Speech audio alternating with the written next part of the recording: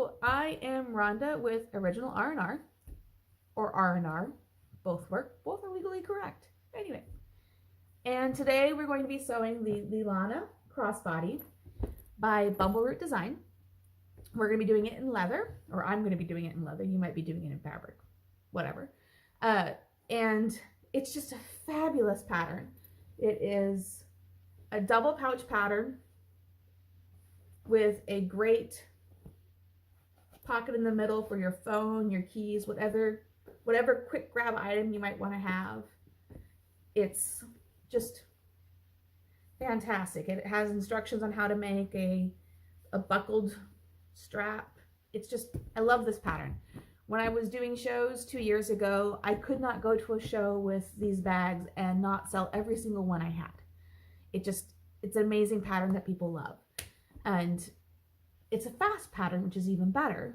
And it takes maybe 3 hours to do it all when you're doing it for the first time. And then it reduces, and if you're not babbling at people. But anyway, the upcoming video, which is what I'm actually introducing here, is my first video in 2 years sewing video, and I forgot to change the camera orientation for the video. And I'm sorry. What that means is the entire upcoming video is narrow, not long, and that's on me. And I'm sorry, and I promise any other videos will be long and not narrow. If you're watching on your phone, you'll love it. If you're watching it on your TV, maybe not so much. But all that being said, this is a fantastic pattern. I'm here to walk you through it. I love this pattern. I hope you do too. And any other upcoming videos, I promise to fix the orientation because you want to see everything, and I get that. I totally get that. I do too. Anyway, enjoy. This leather is, I'm using it's about a 4-ounce pull-up leather that I got from Springfield Leather Company in one of their live shoppings. They do that every week on Thursday afternoons. They do a live shopping thing, and this is not one of their stock leathers. However, I have seen it recently, very recently, as in this past week. It's very similar leathers being advertised by a couple other commonly known leather suppliers in the bag making in the United States, I should say. I should specify these are in the United States. Anyway, so this is, like I said, it's a 3 to 4 ounce pull-up leather. So the straps I have done differently because it's just two sides glued together. This I did skive down, the side connector skive down, and then the body pieces I have also skived 5/8 of an inch around on the outside seam allowances, and then a 1/2 inch on the zipper seam allowance. I've also made this bag where I did not skive the zipper, and instead I just cut it down and there was no turned edge. Really depends on the thickness of your leather and if you can skive it or not, if you have a skiving machine. So anyway, this is the bag. This will be my exterior. This will be my lining. I have done the prep work, so I've applied the interfacing where it's going to be applied. The fabric is from Hawthorne Threads. It's one of their pre-printed on, I want to say it's their sateen, but I don't remember. It's a nice, heavier fabric. It doesn't really need regular interfacing. I did interface what the pocket is going to be just because I like the additional structure it adds to the actual bag as a whole, having this. And this interfacing is a fusible buckram that I have a roll of. The roll is actually 4 inches wide. This is supposed to be, it's not the right size, but it works for me. Just the 4-inch roll of buckram cut to the right width, and I use that. Anyway, so let's get started. The first thing that she has you do is work on the pieces that are often put off to the side, which would be the connectors first. Move everything out of the way. You can tell I've not done this recently, huh? Okay.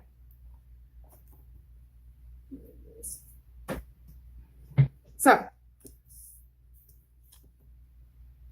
these get turned down. It's got a line in the middle. I've added the stiffener already. And again, that's just a piece of the fusible buckram. I believe she calls the deck of the light or something similar, a piece of Craft X, something that's stiff and will prevent this from stretching is the goal. Then handy dandy double-sided tape.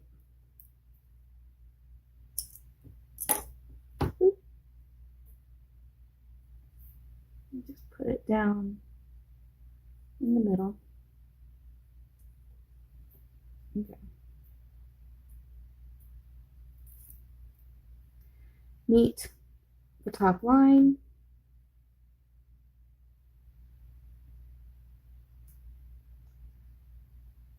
Okay, and then next up is the loop. This is the instructions for the vinyl side connector that I'm using here.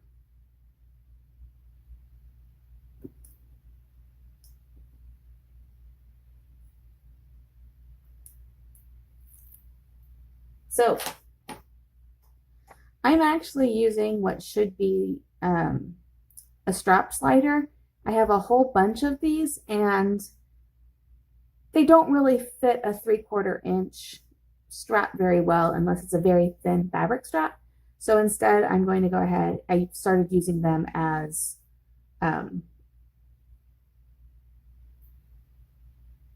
connectors here. Let's stick it this way so it turns in. Just put that there so it holds in place. And you turn the loop up and around it so that the connector is, the bar is above the edge. Okay, and then it just holds down. You need to trim the excess off so you can flip the, and this gets moved up so it meets in the middle. And I probably should have used a thicker double-sided tape.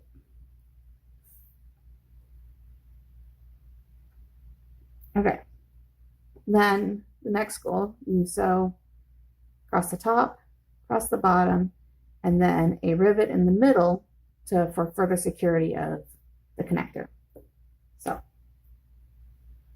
I am doing this entire thing on my Juki 8700 just because it's my only flatbed, and most people that are doing these bags don't have all of the machines. So this machine isn't ideal for doing it in leather, but that's what I wanted to show you, so we'll do it in leather.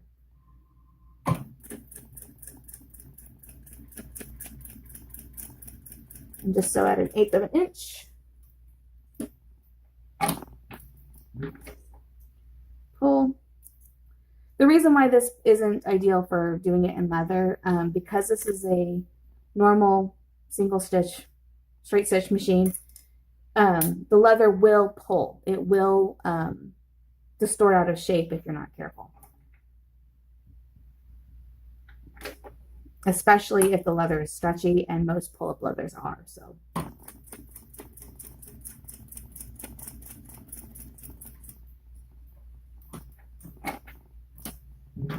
Okay, so we now have side connector, and it's just missing the rivet in the middle. Let's go ahead and do the second one.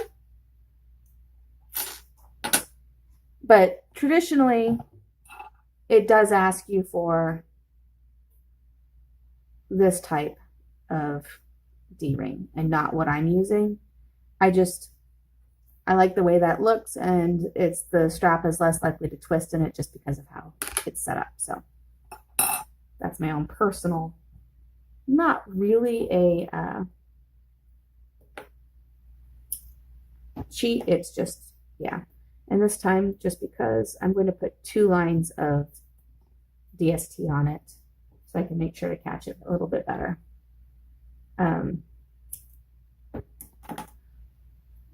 You could use a 1/2 inch DST. It's still out of the seam allowance. You can use glue. You don't have to use DST. You can just use clips. Whatever's going to hold it in place long enough for you to do what you need to do.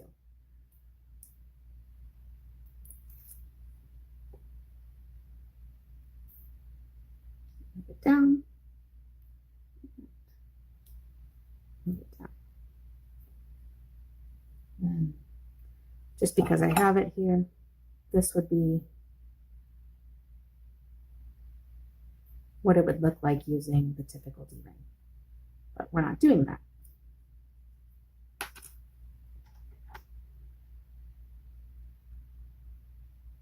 One second.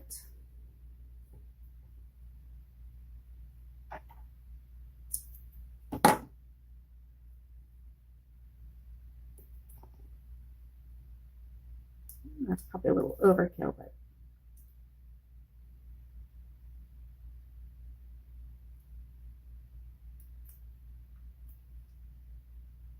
it was a little overkill. Forgot about this aspect of recording things. You also see the moments, but oh well.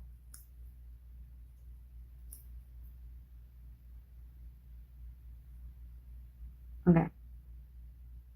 So, like that.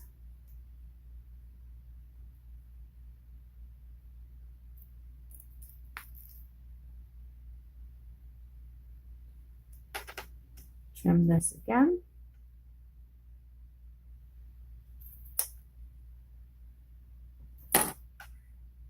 Just because we need this to come up and over it. So there, we've got the back seam.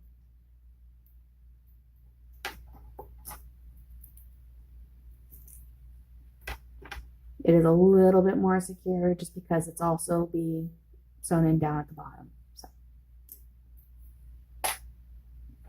And now for the sewing. Again, just top stitching at 1/8 of an inch.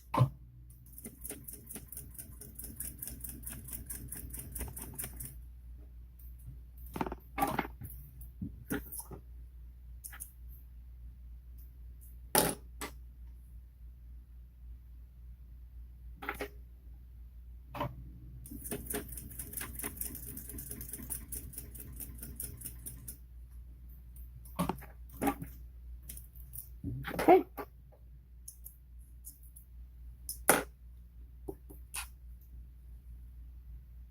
I will go ahead and tie these threads off and add the rivet, and we'll proceed to the next step. Okay, so I have finished up the side connectors. It's got the rivet attached to it, so this is all set. They're going to be set aside now until it's time to use them. Next up is making the strap keepers and continuing on with working on the straps. You can see this is skived because I'm doing the side edges. There's a line down the center to where everything meets, and then I've just got put some DST tape in the DST in it, and then you just roll the edges to meet the line.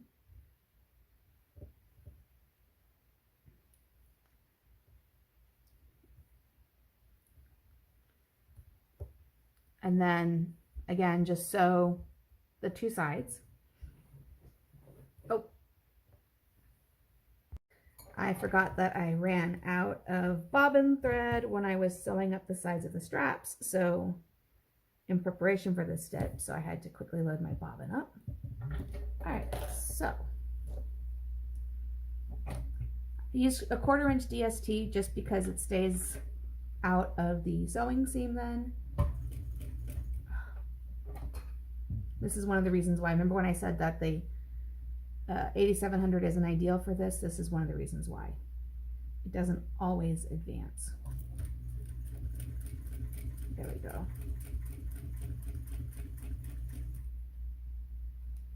Let's do this one. Because of the way these are, I don't need to back stitch or anything.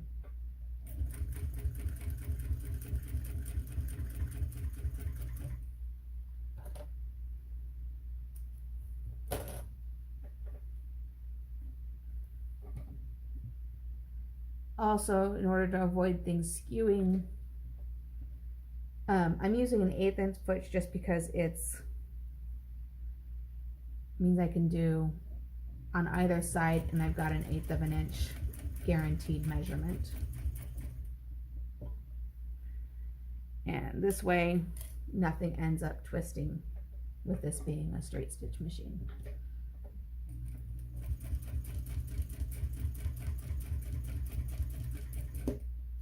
Okay, so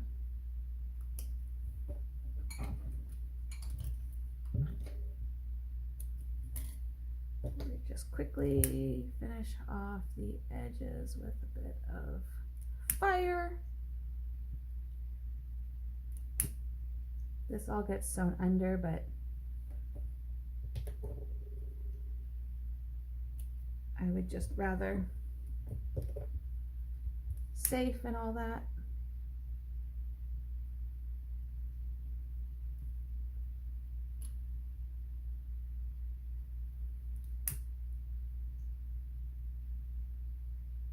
Okay. And then these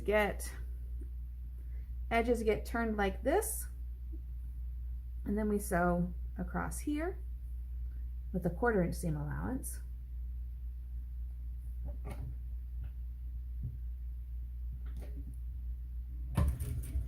And these ones I do go backwards on. Make sure that, yeah, just because I want this to be secure.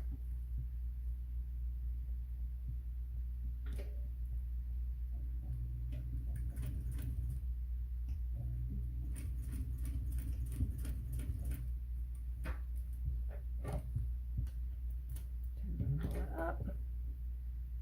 Okay. All right, these are now the strap keepers. Again, with a bit of fire.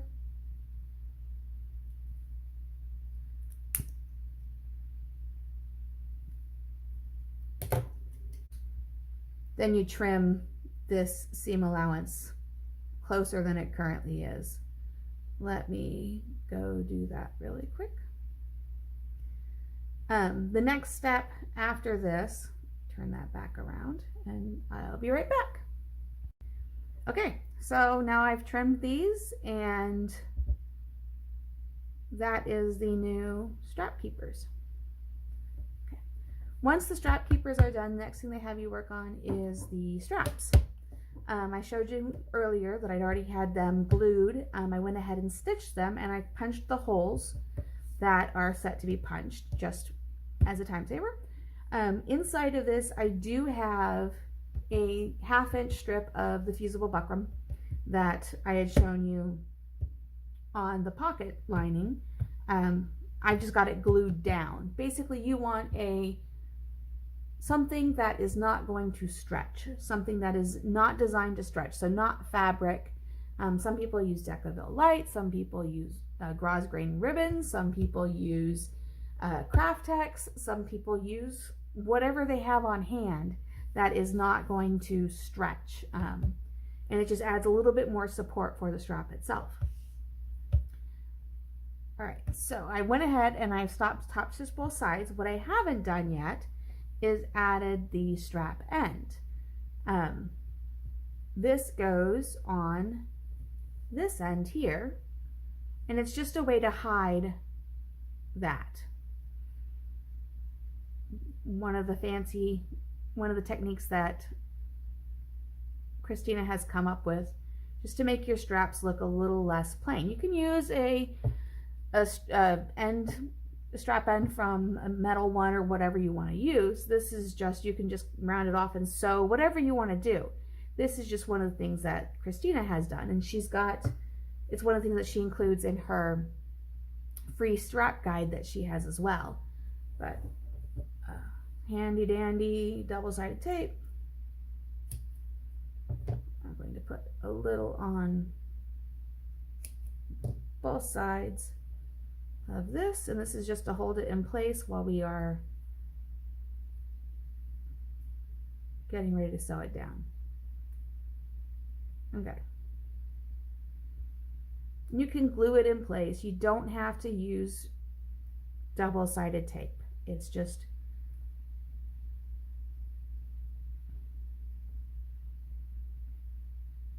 being a pain right now. One of the not so great joys of pull-up leather is it has a high oil content to it, and it's just a little bit harder. Okay, so make sure that I've got the halfway part marked. And this again is a scribed piece, just because I don't want to get too thick here. Halfway, make sure it's even on both sides. Okay. And then it is literally, you sew up the side and you match the stitch line that is already there. This just hides the end, especially if you're using vinyl or something. This is designed to hide the raw edge of a vinyl strap.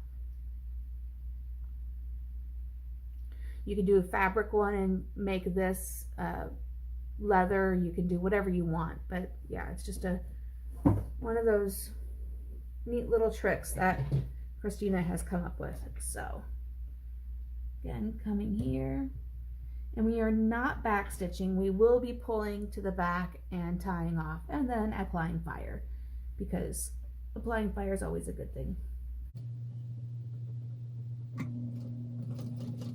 I'm going to just hand stitch this just to make sure that it all matches up in the right hole. Okay. This one, pull to the back, pull to the back.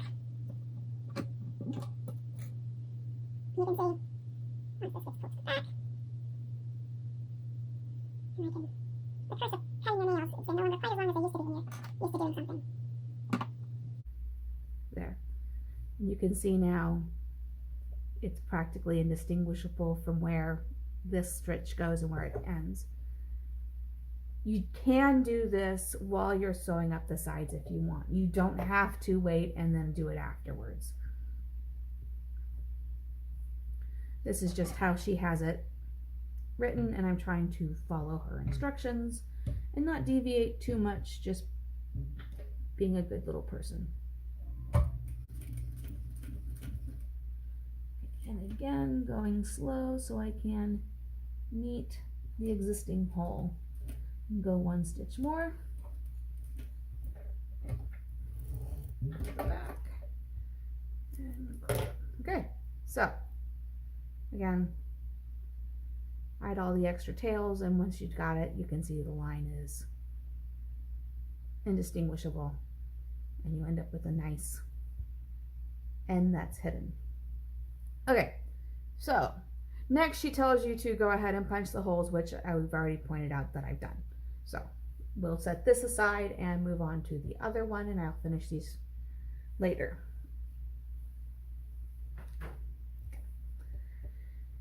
After you've got the hole side done, next comes doing the buckle side. Fit the two strap ends or strap keepers on.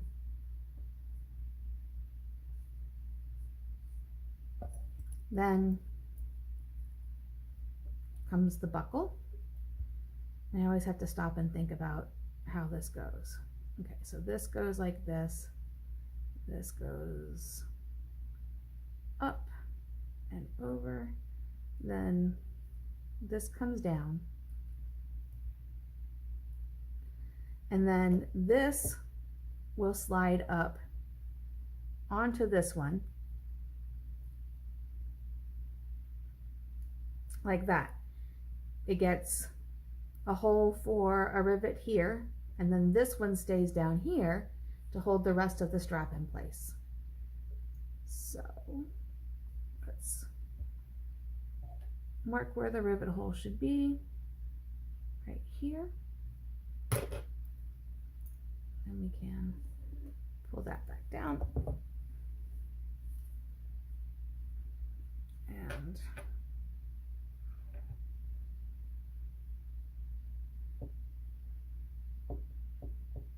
punch.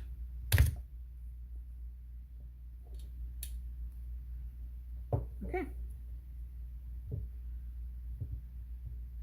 Come on. Done. And then the rivet goes in.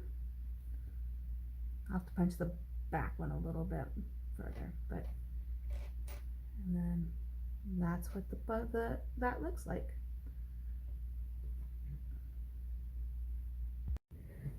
Okay, and with that, the strap is done.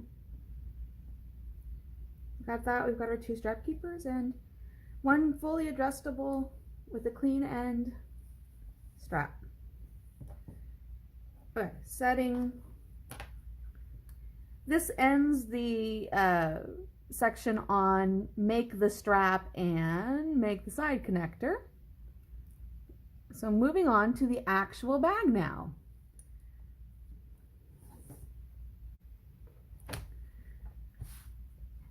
One of the things they ask you to do is make the marks at 1/2 inch and at the center of the bag. I've gone ahead and marked all of these with just the alcohol pen that is commonly used. They also ask you to write on the back what is the outside, what is the inside. This is more so you can keep track of what it is. This marks where the sewing line, where the 2 interior sections get sewn together. So first up, on all of the exterior panels, we're going to stitch a false line at 1/2 inch here. This is a way so that it looks like you've got an entire top stitch around the entire thing, even though we're only, in the end, only top stitching across the center section. So once I've got all of these things marked, first step is going ahead and top stitching at the guideline on all of the pieces. So actually do it this way. That way we've got to know we're at 1/2 inch.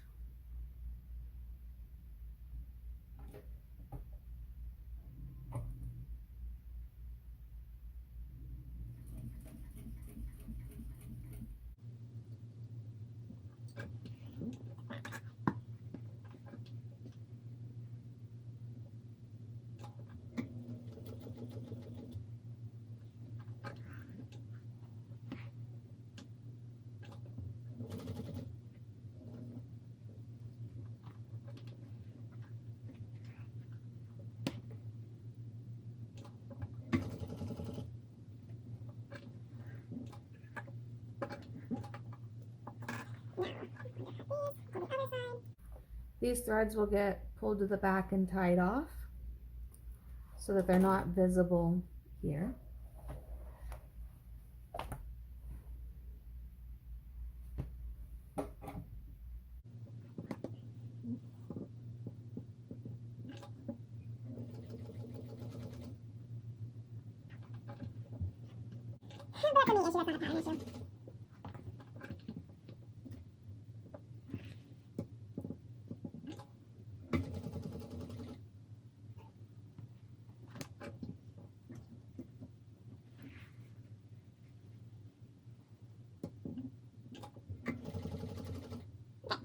So now I will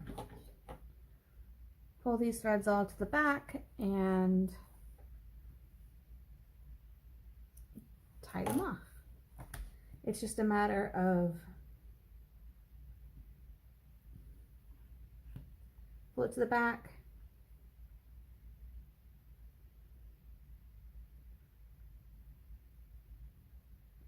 make a knot,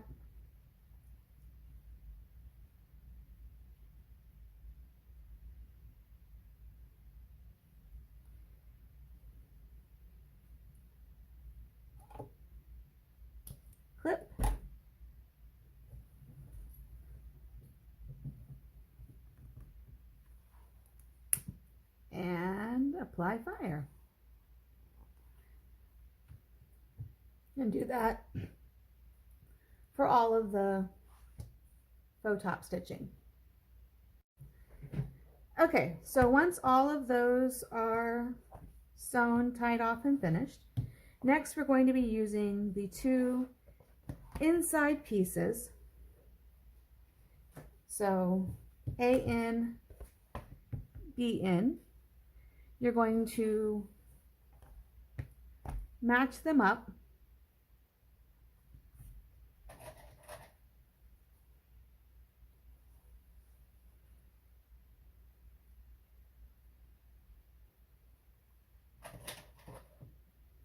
Technically, you only have to draw the box on one of the inside pieces because you're going to sew it through to the other one. However, I'm never quite certain which one's the side that I'm going to do, so I just go ahead and do it on both. Just when I'm setting everything else up, might as well draw my box. Okay. Because I am using the 8700, I am clipping this as much as possible so things don't shift. And then we're just going to sew the box. Again, we are not going to backstitch. We will be pulling and tying and knotting afterwards.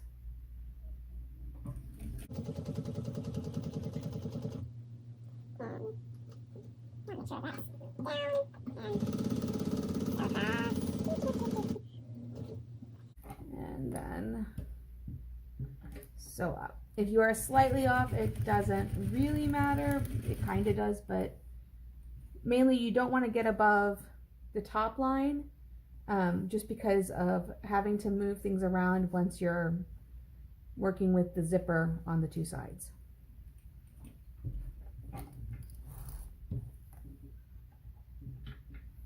Okay, so pull and tie off, and then I also add a little leather washer here and a rivet just to make sure this stays super secure.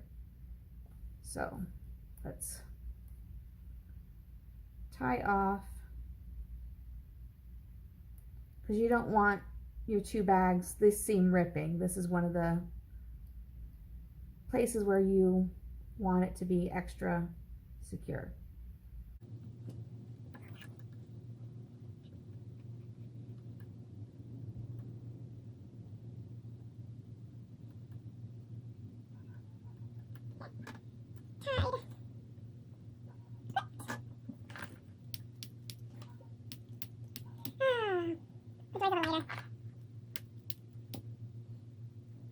Okay, and then I'm going to punch a hole just to the side of this.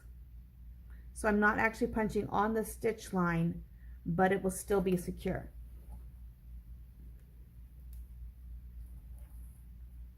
And I have to come down from the top because my crazy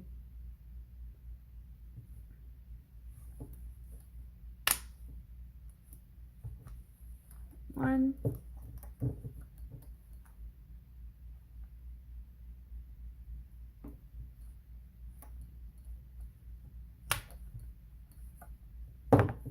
Okay, and then I'll put a leather washer on there and add rivets, and then this will be what will become the inside pocket between the two bags when everything is complete.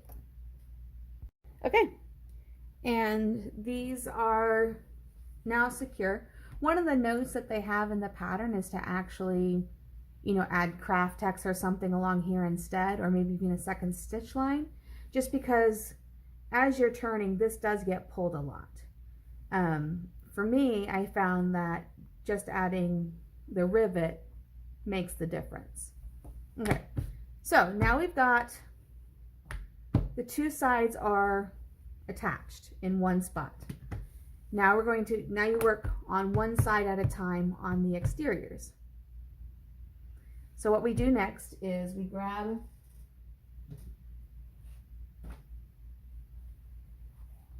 we're going to be working on the A interior and the A exterior. What we're doing, because we're working on the A now, we're going to fold the B up and out of the way. So that way we can sew A without touching B. So just clipping this up.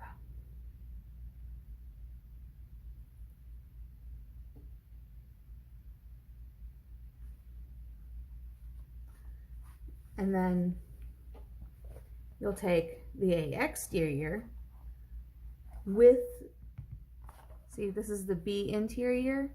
You're placing A on top of that so that you've got A exterior here, or A out here, A in here. And you're going to sew bottom seam only. Line it up, and like I said, because I'm using the 8700 and things shift, I have to use a bunch of clips.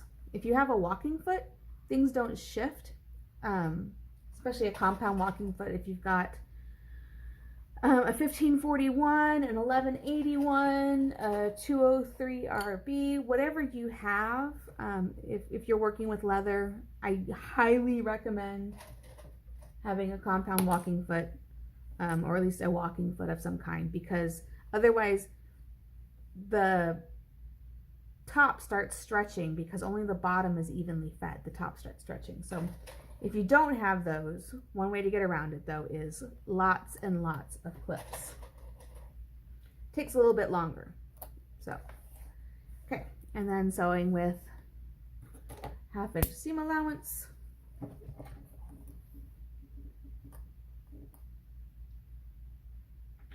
All the way across the bottom.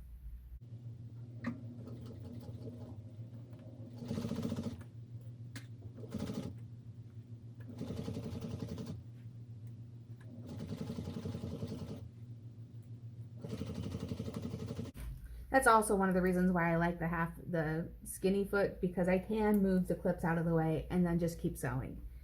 You can't do that with the normal foot.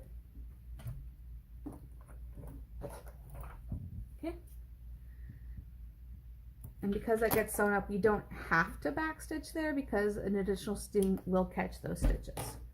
All right, so we now have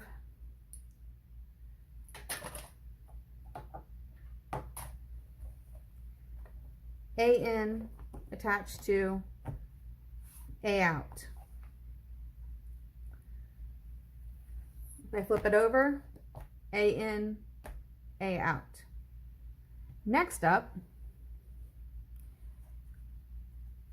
you open the seam flat,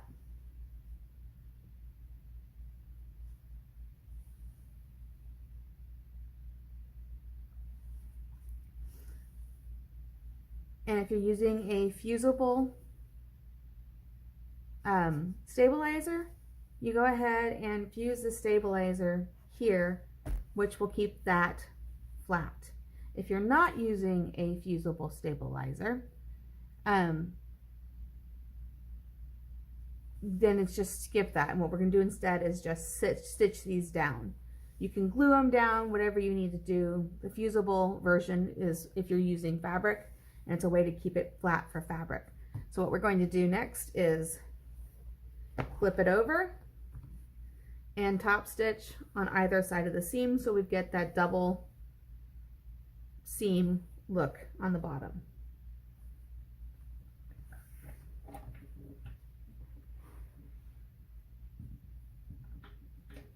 And then just top stitch away.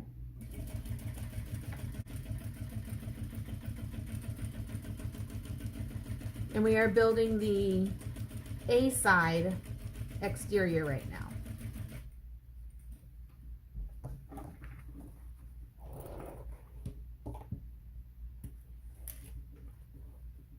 And getting the other side.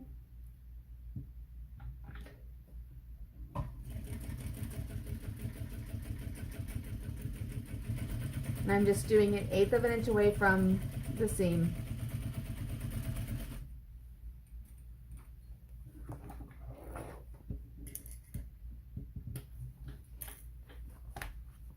And then you can see right there, it's stitched down on either side.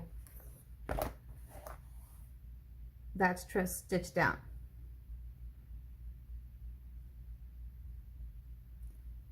Now, you get to do the exact same thing, but with the B side. And instead of holding the A side out of the way, you're going to be holding the B side out of the way, you're holding the A side out of the way. Trim these threads before we get much further. So, B in, B out,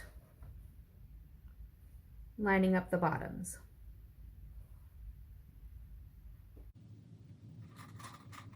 And again, all the clipping.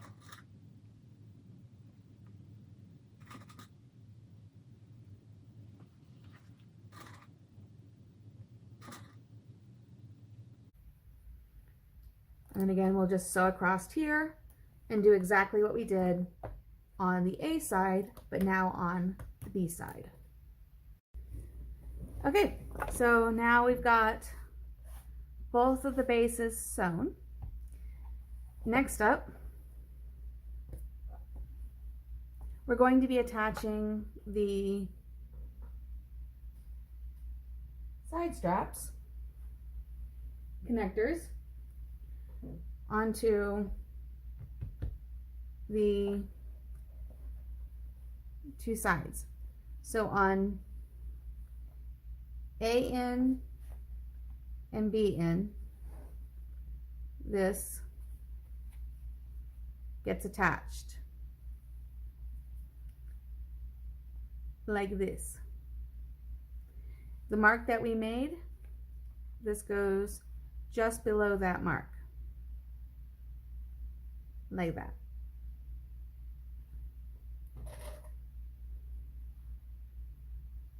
Put that there, and then over on this side,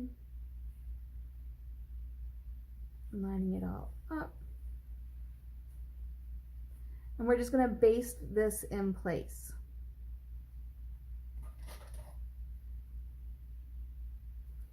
And then when it gets all sewn up with the seams, it gets hidden in the seam allowance, and then you've got your strap connector all connected. So just quickly basting this in place so it doesn't decide to, go a wander on us.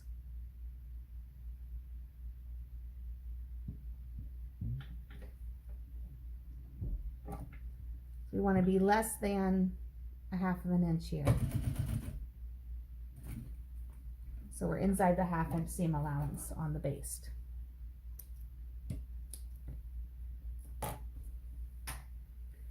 Then do this side.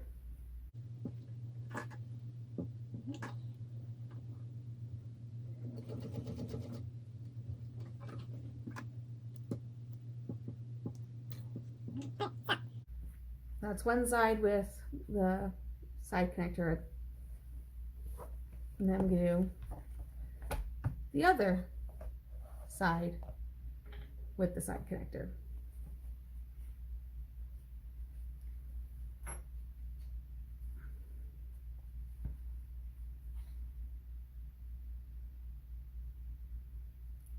Again, just below the mark that we have on the piece. Lining it all up, and then basting it in place.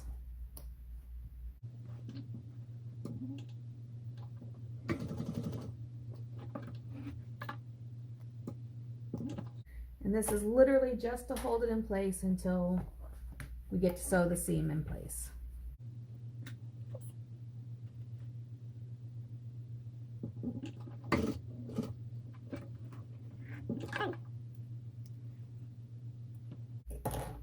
Okay, so there's one side. there's the other side. Next up, this gets set aside and we start working on the lining.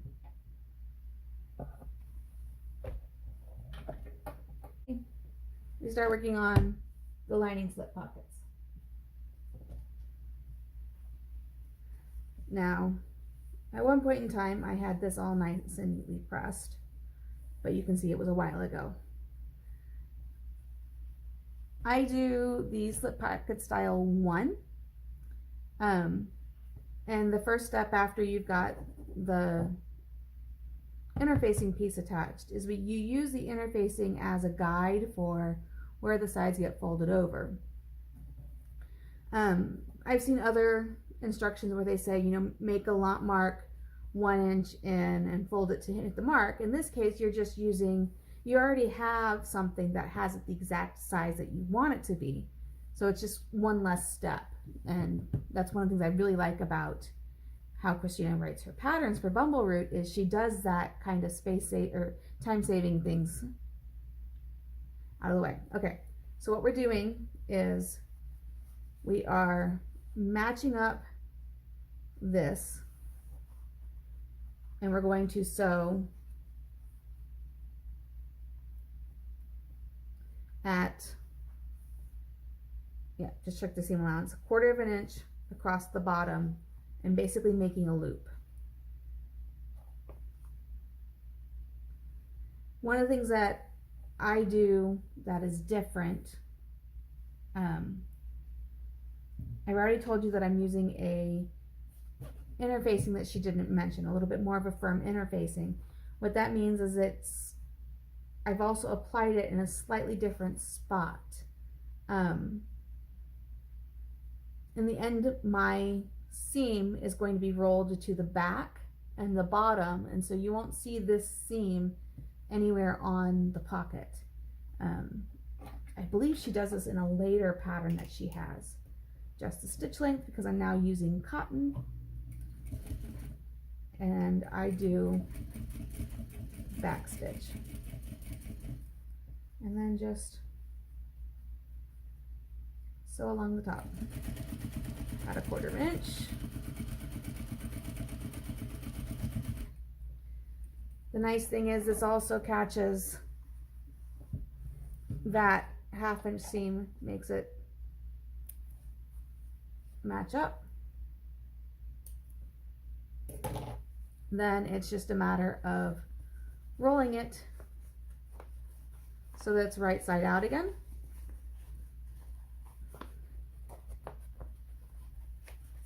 Which this is the one part that I dislike about using the buckram, is the rolling. And sometimes I'll actually sew the loop and then stick the buckram in afterwards, and then press it down that way. But okay, then once you've got it turned,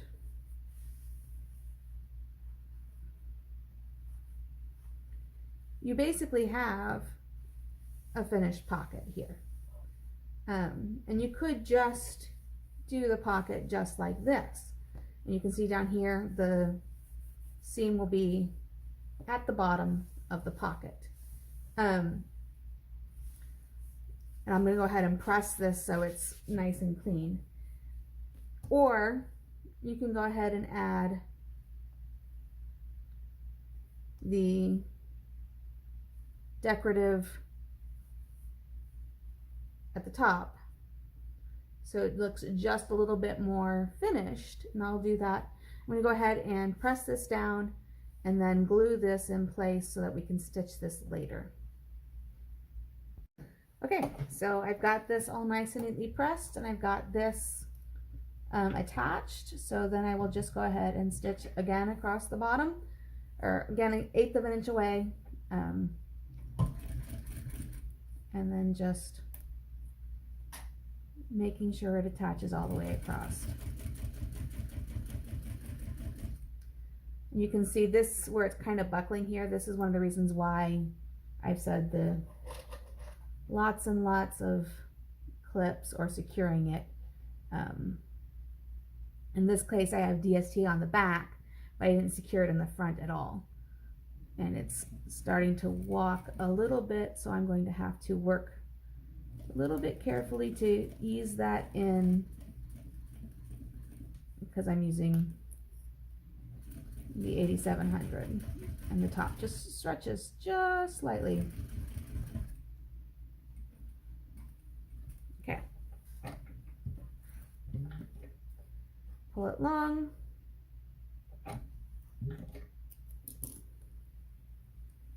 And then we will pull those to the back, and this is what the pocket will look like. Okay, so once we have the pockets stitched, top stitched, it's time to add it to the 2 lining pieces that are going to get it. So just pick any 2 lining pieces, it doesn't matter which, and you're going to mark a line from the bottom. The measurements are on the pattern, and I go ahead and mark it the entire length of the bottom, including an extra line where the middle is going to be. And I do this in a disappearing ink. In mine, it's an air disappearing one. I know a lot of people like the ones that are heat disappearing or cold disappearing, but those come back if the opposite happens. The one thing that is bad about the air disappearing ones is if I heat it, if I iron this, it stays. So I have to make sure that the ink is gone before I iron the pieces, which isn't normally a problem. Okay, so lining up on the bottom, holding it in place, and then just stitching.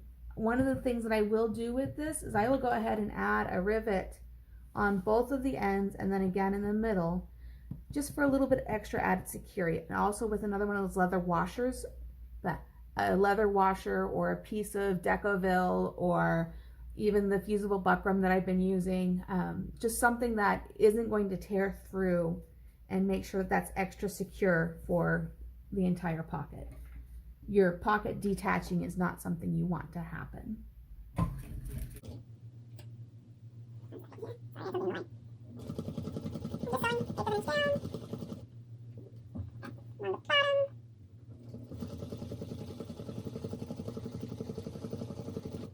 Making sure you stay on your line.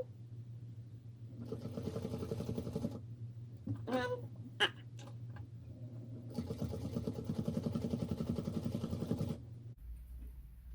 And I will tie these off in the back, but I'm going to do the center line first.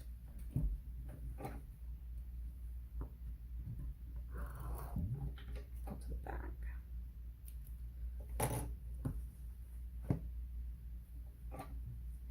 And I have, I don't know if you can still see it, but I do have a little mark here that tells me where the center of this piece is, which will also be the center of this pocket, and it goes another one there. So I've got one at the base, one right at the pocket, and then one at the top to kind of help me line everything up.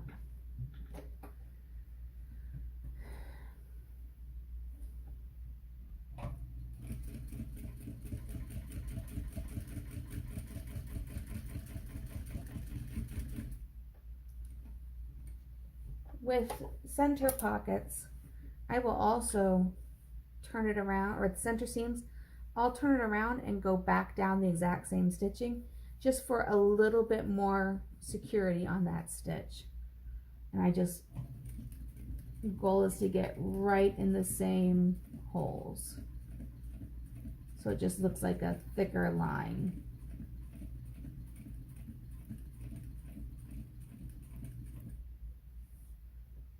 And yeah,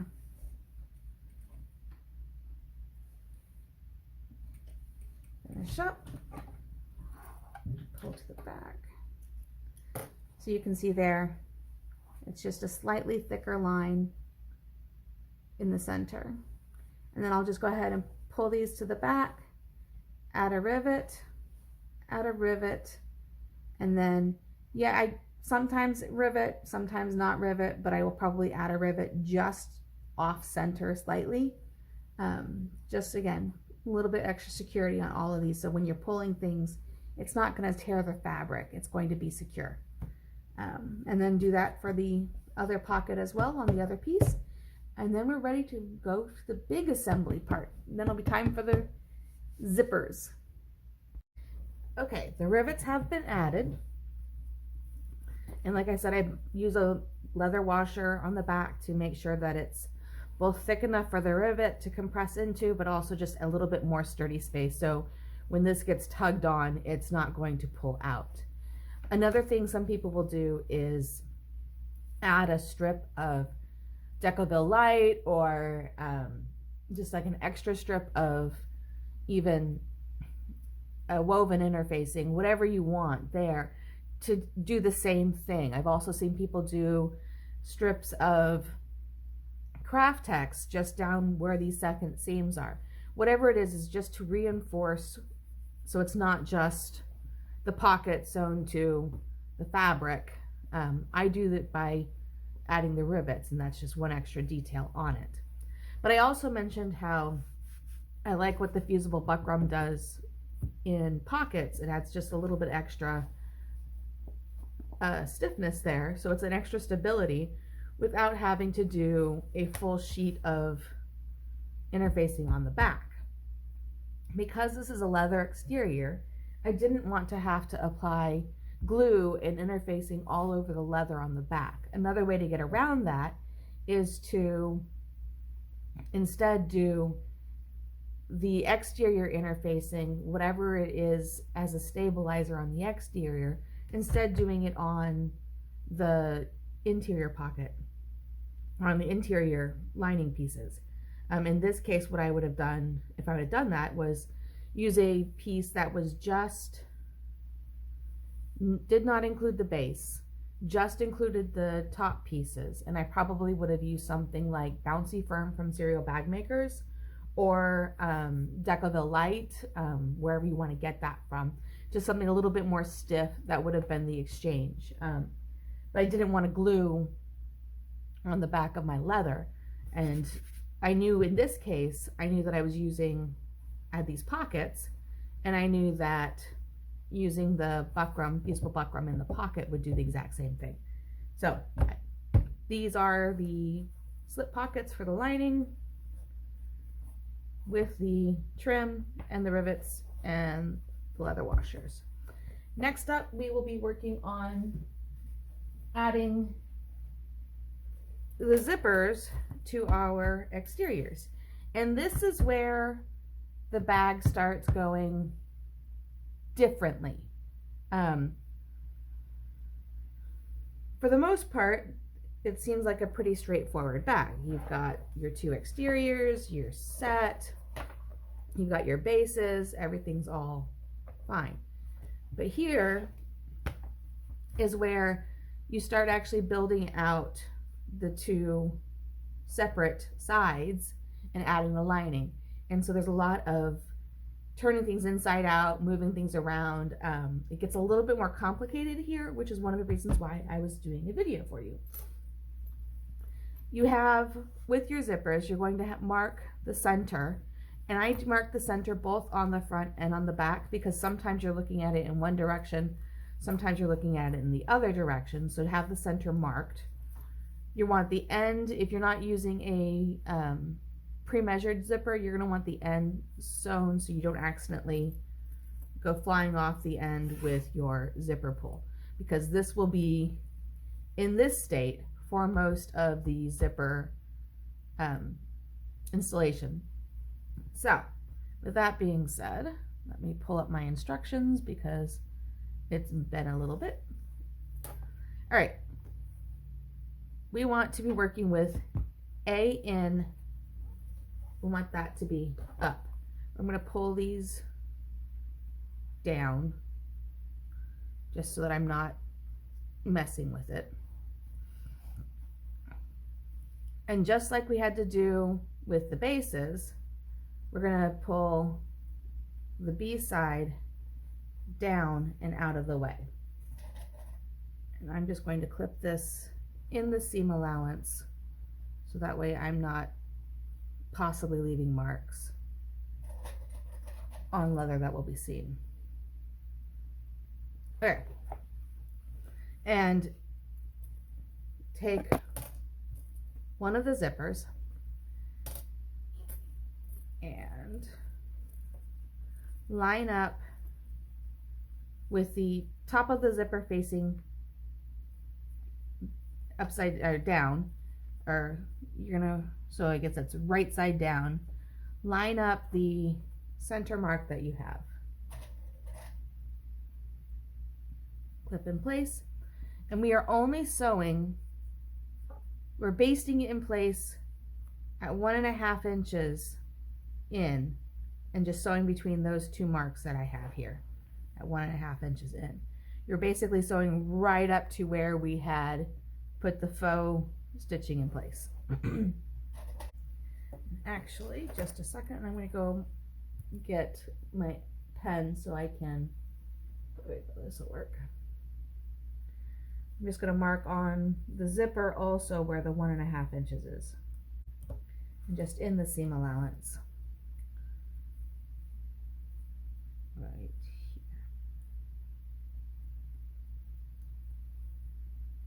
here. Yeah.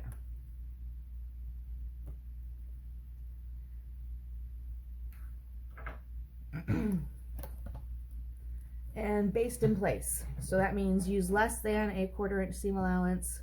This is just to hold the zipper in place before we start doing everything else. I do like, normally I don't do all the basting in place that a lot of the pattern makers ask you to do. I get that it's generally just a hold this here before I go on to the next step.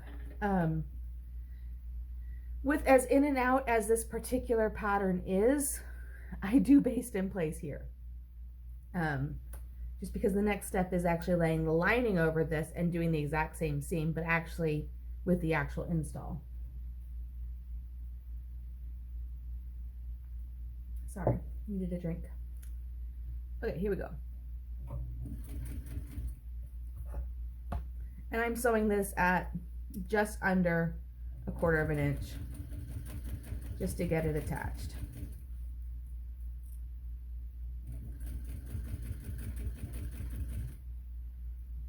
Move my instructions out of the way, sorry.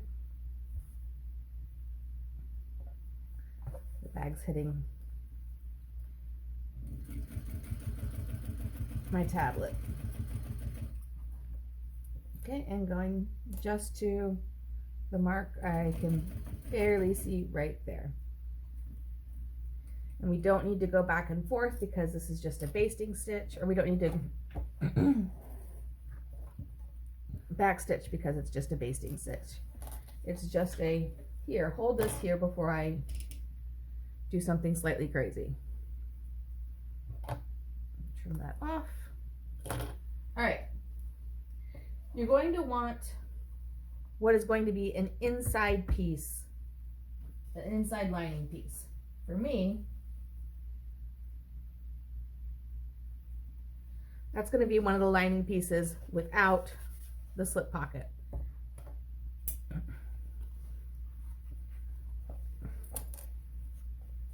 And line up the center marks of the inside lining pieces and get a quick center mark. This is why I like having the center mark in multiple places or on multiple sides, because now I know that this goes right there. Okay.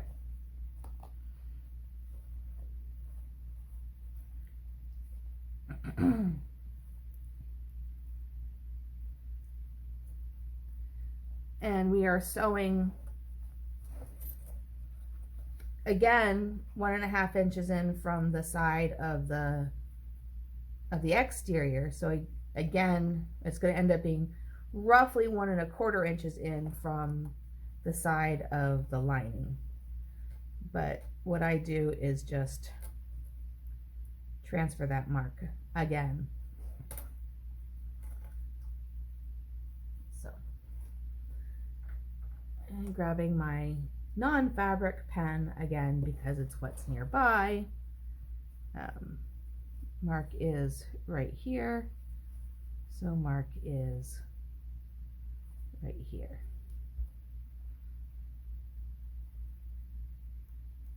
The other way to do this is you could flip it over and just sew next to the seam that you already had sewn. But with the extra lip here from the B side, it gets a little bit more complicated to do that. All right, and this side goes to, yeah, right here. All right, so now I will sew at a typical stitch line, which is going to be, she says a 1/4 inch seam line. I just sew next to the actual, I use my zipper. This is my zipper foot, skinny foot. It's what I use as my zipper foot. And I just sew roughly 3/8 of an inch, somewhere between 3/8 of an inch and a 1/4 of an inch, but it does not affect this pattern by using my typical sewing width for a zipper. And to move you down so that everything can line up, make sure that we're still just sewing that.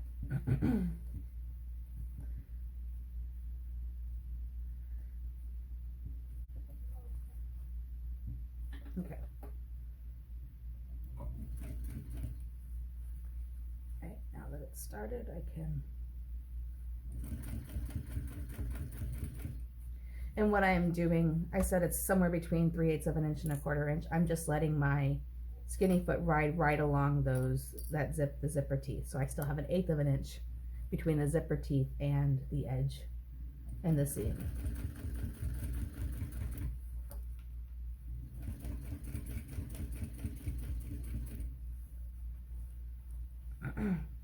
It's just a matter of keeping the B side out of the way while you make these stitches.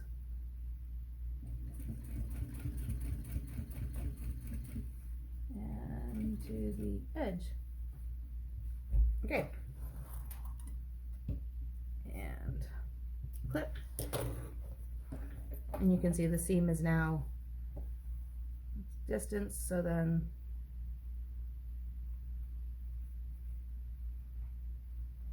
pull to the back.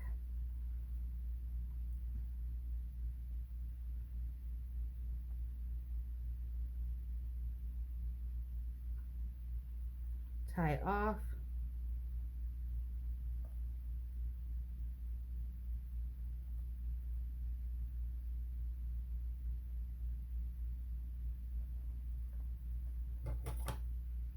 Clip. And burn. Okay, so do that with both ends here. And then once that's done, you pull this around, pull it down, hold this back again out of the way, and you top stitch, starting where the false stitch ends and going to where the false stitch begins. So you only top stitch between those two. If you want to, you can top stitch one stitch in. That will be visible, but sometimes I do that anyway, just a little bit more security having those two overlap. But yeah, the idea is you end where you begin, where that one ends, you end where this one begins, so it looks like a seamless top stitch. And that is the next step. Okay, I've got those sides burned, so now it's time to do the top stitching between the seams. I've just rolled the seam down to in between, so it's just holding everything in place here. And time to top stitch.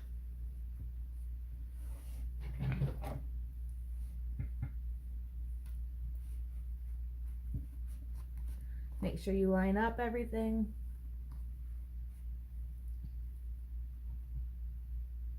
Into the hole, the existing hole, either from one stitch back or the same stitch, and then just top stitch along the edge. And this secures the lining, it secures the zipper, everything gets neatly held in place.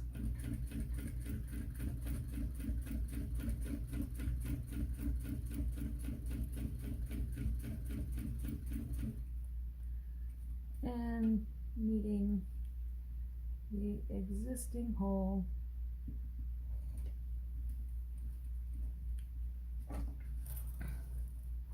then I literally just ran out of bobbin there. Perfect bobbin roulette. I will take it. Then what I do here, open this up, and we're actually going to pull the threads to the back in here. Tie off, clip. Then this does not get seen anywhere. It's inside of the bag. No one knows about it except for you and me.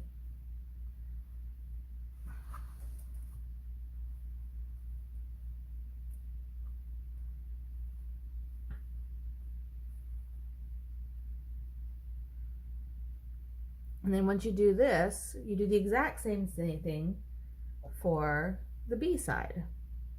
So we will have the zipper attached to both A in and B in, and we will have the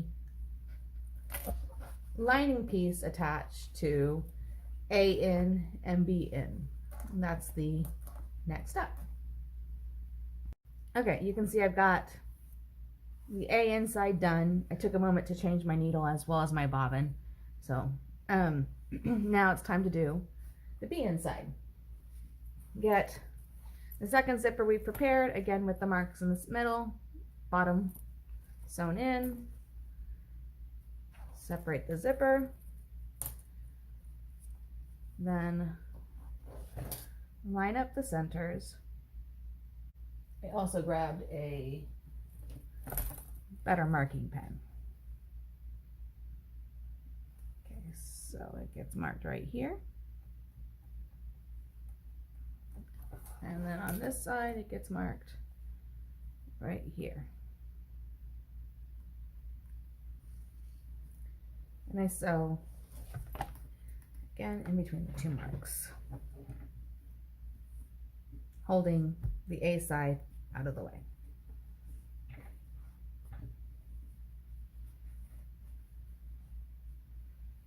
And this is just the basting stitch, so not at 1/4 inch. And no need to backstitch. This is just holding everything in place before we do the awkward lining attachment.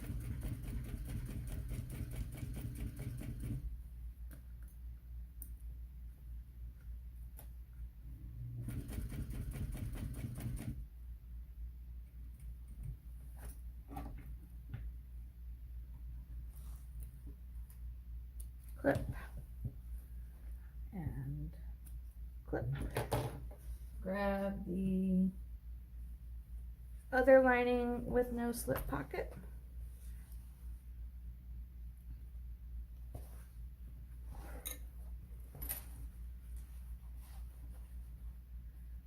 Line up at the mark.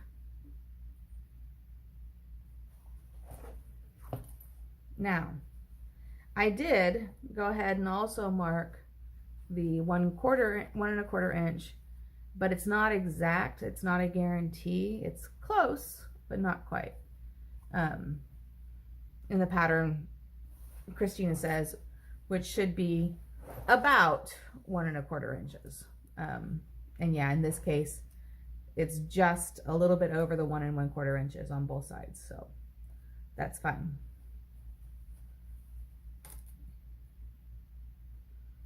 Clip in place. Sew the zipper on. Again, not back stitching because we are going to pull to the back.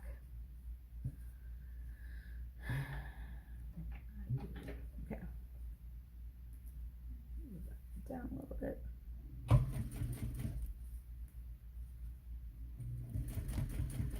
And just hold the A side out of the way.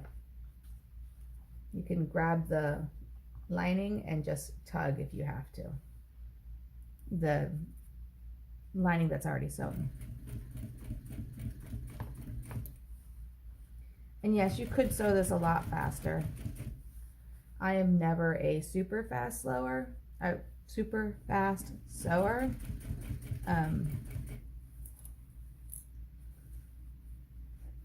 I have never been, in all of my sewing, been super fast. Whether that's quilt seams, even the quilt seams are long straight lines, or clothing, none of that has been fast for me. Okay, and we're pulling it to the back on this side, or we're pulling it to the back on this side, tying it off like we did on the front. And then we were like we did on the A side. And then it gets flipped over and top stitched from point where we stopped to the point where we started again.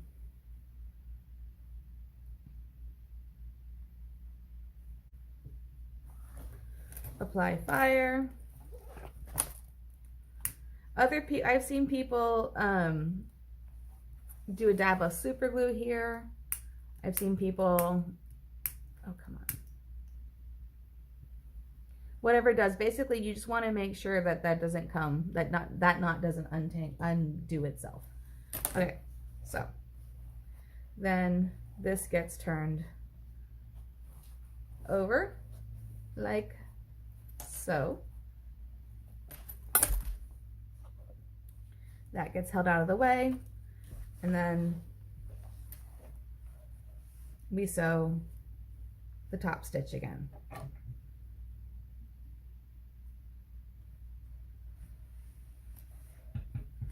Starting in the hole that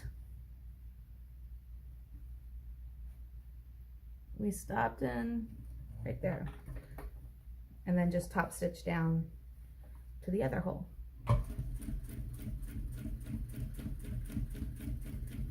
At the end of this, we have the interior side lining attached to both pouches. We've got the side clips, the side seam attachments attached to the interior sides. And next comes the time when we put the pouches the rest of the way together. Line up into the hole right there.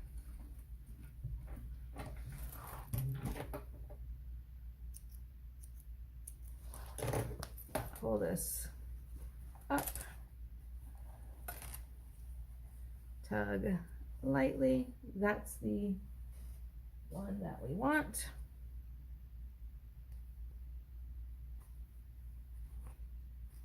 We will tie this off. Tug lightly. And that is the one that we want.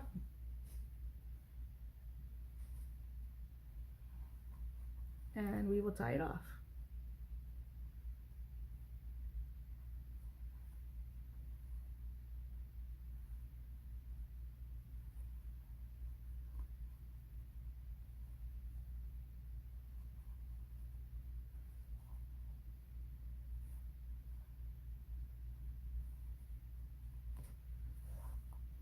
Over here to this side.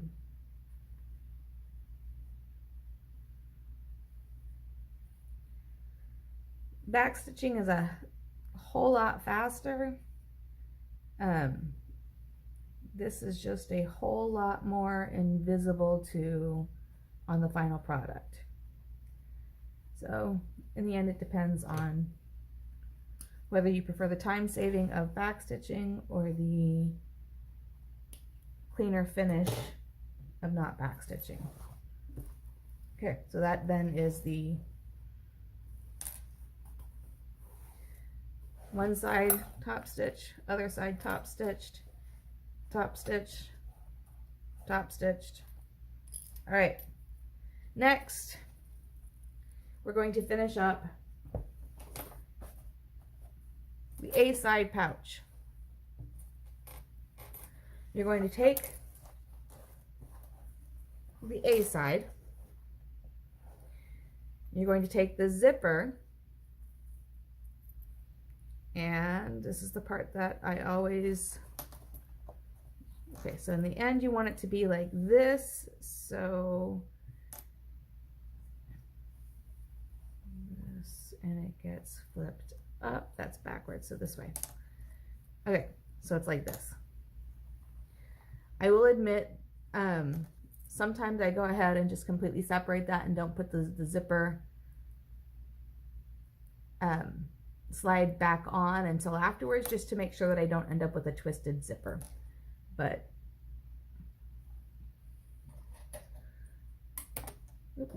following exact same thing, make sure that I'm just verifying that when this flips over, my zipper's not going to be twisted. So again, we're marking it, we're basting it on in between the two marks that we have there.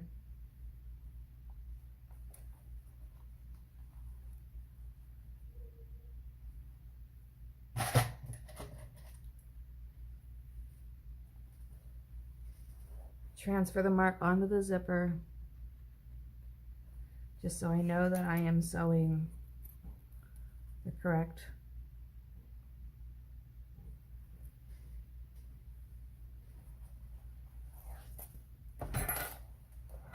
move everything out of the way.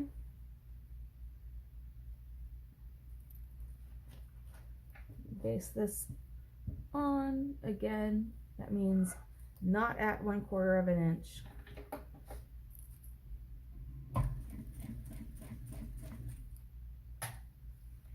Make sure everything else is out of the way when you're doing this, because you don't want to sew one of the pouches to this.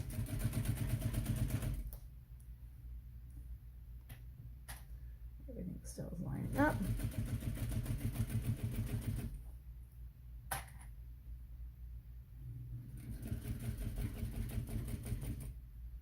Okay.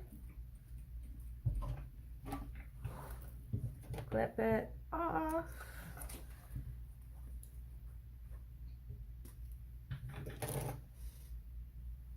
Grab one of the lining pieces with the pocket.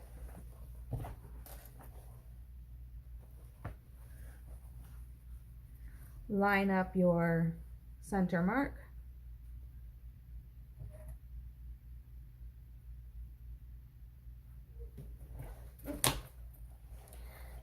And this one, you kind of have to make sure that the lining is out of the way, all of this is out of the way, but at the same time you have to have this not be twisting off. So you want this to stay up at the top.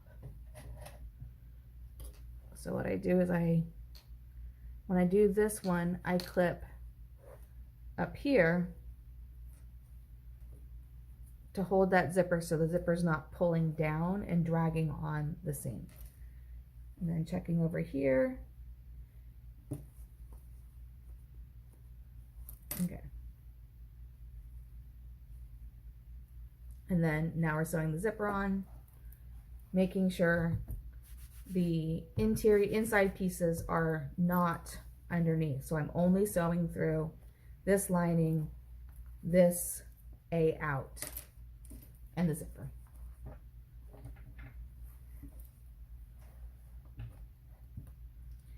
Okay. And at the mark, or wherever that actually ends up being, and in this case this mark was correct. So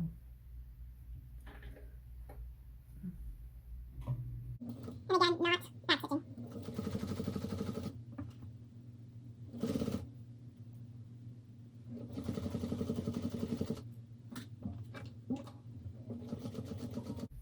but this mark over here was too far out, so I will stop.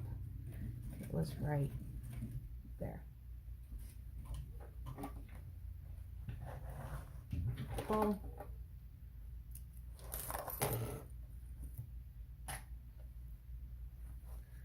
So this will be an exterior side and this will be on the outside of the exterior side.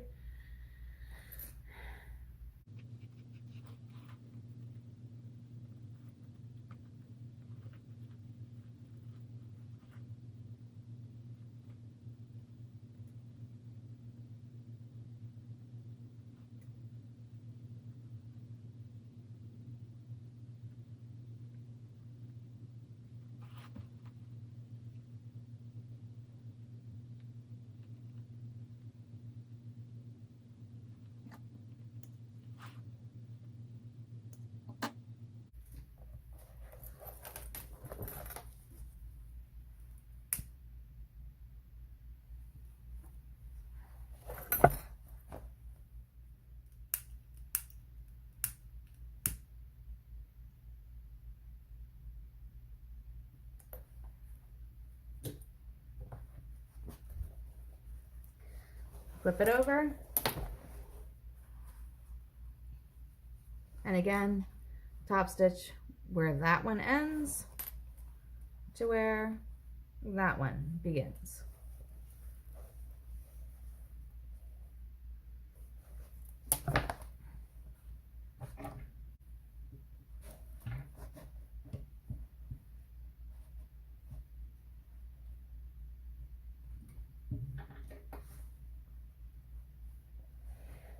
Tug everything down so it's nice and taut. Okay.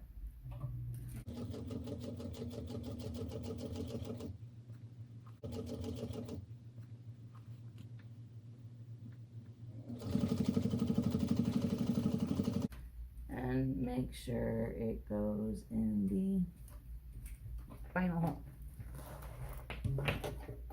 Okay, so now that one off. Okay, flip it over.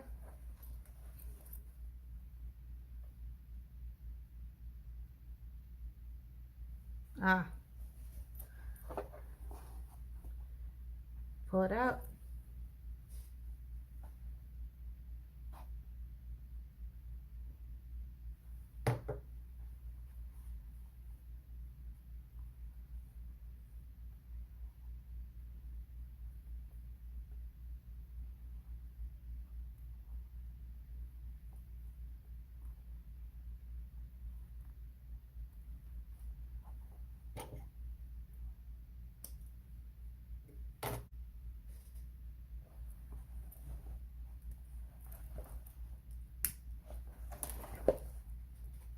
You want to make sure you don't get the fabric when you do this.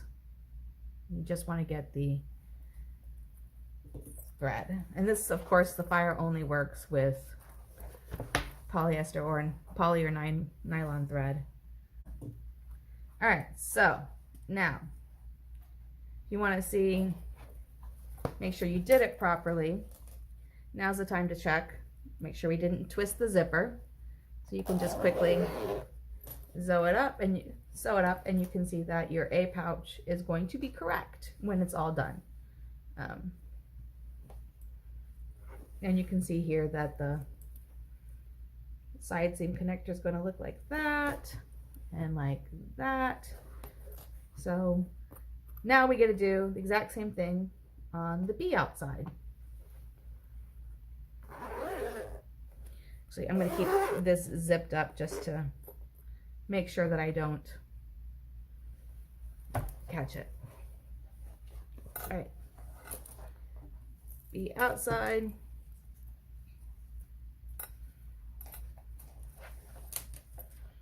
Taking the zipper, figuring out which way it is going to be so that when it gets turned under, we are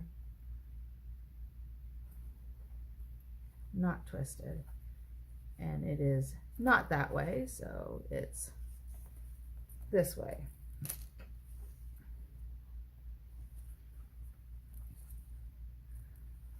So that way when it's turned under, we are not twisted. It's really worth doing that check because otherwise you do have to take off, you have to clip, unclip, or trim off the part where you've sewn it so it doesn't do this, and that's never fun, having to undo things you've already done.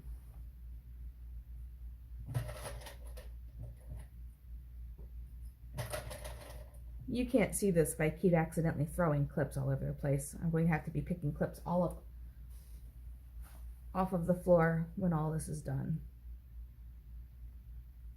Mark one. Come over here. Mark two.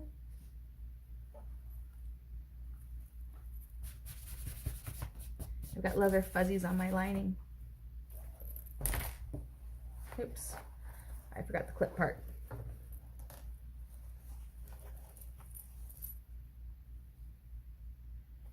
The clip part helps immensely when I'm not throwing them on the floor. Okay, and again, you're going to move what you've already sewn down out of the way, so that way you're not going to be dealing with this bulk. But once this is done, the zipper is attached to the bag and we don't have to worry about the zipper. It's just now, then it's a matter of sewing up the sides. But I'm getting ahead of myself. This is just the baste, so not at 1/4 inch. Starting right there.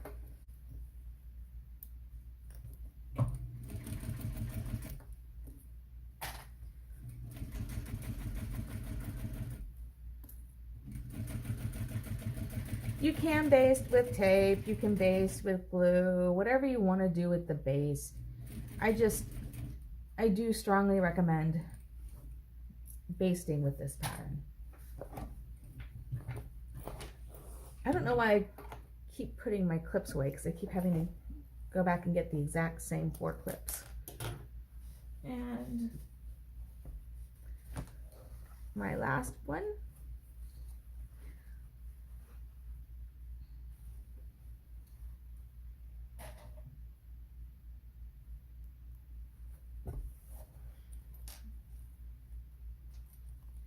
You can see here it does not line up, so I will mark that one.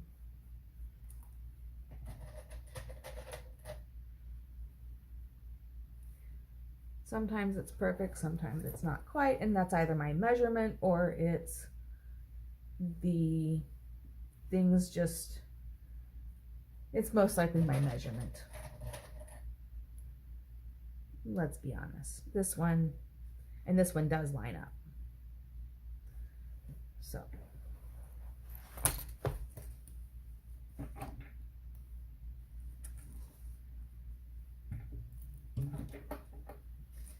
let me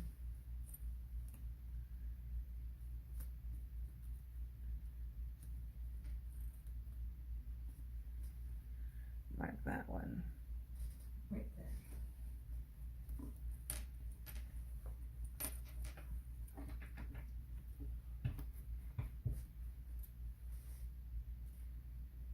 Okay, this is my zipper line.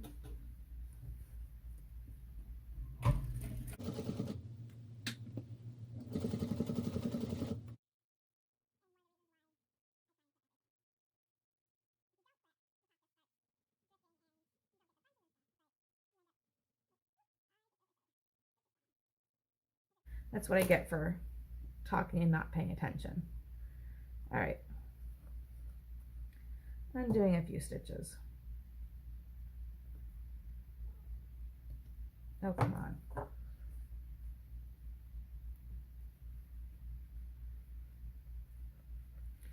want to undo knot,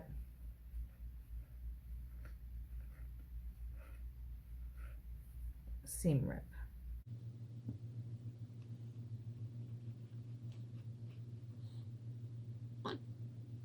This is lined up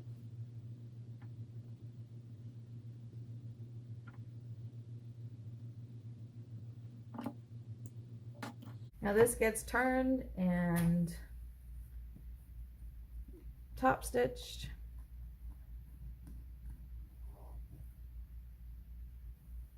And then it comes time to do the rest.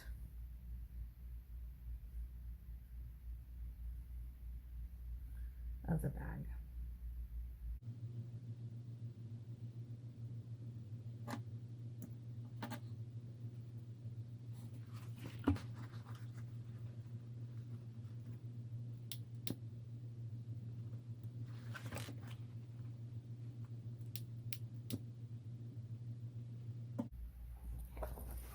Turn.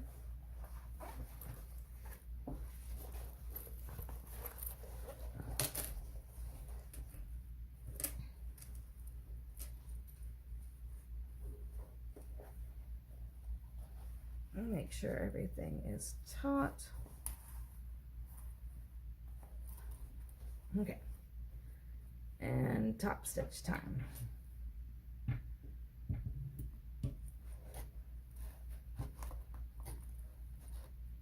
Going to, so you can't see it. I'm trying to make sure the needle goes into that exact hole.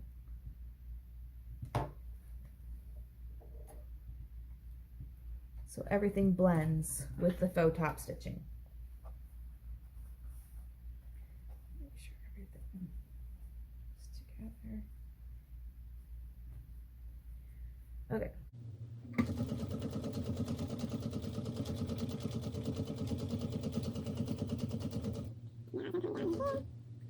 I want to end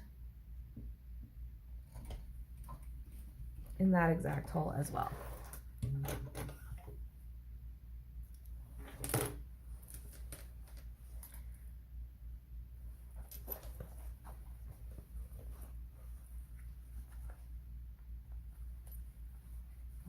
Pull the threads.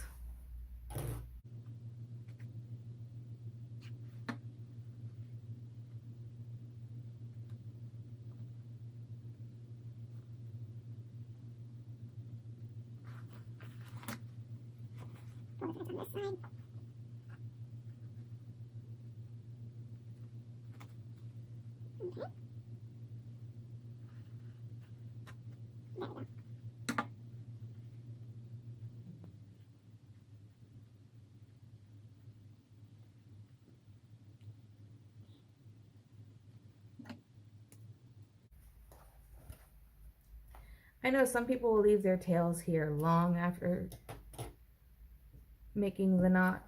What I have found is with the threads that I use, they're slippery enough that sometimes the knot works itself loose. Thus, the fire and squishing the knot means that's not going to happen. I don't have to worry about anything coming loose then.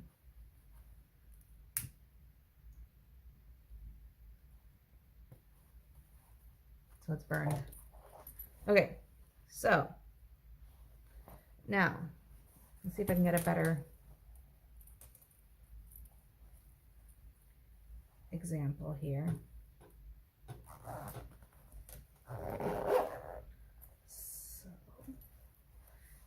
And I wasn't paying attention, and I have managed to put the zippers on in 2 different directions on these, so I will be taking one of these zipper sliders off and repositioning. So don't be like me, don't do that, but I did do that, so yes. Anyway, what I was going to show you is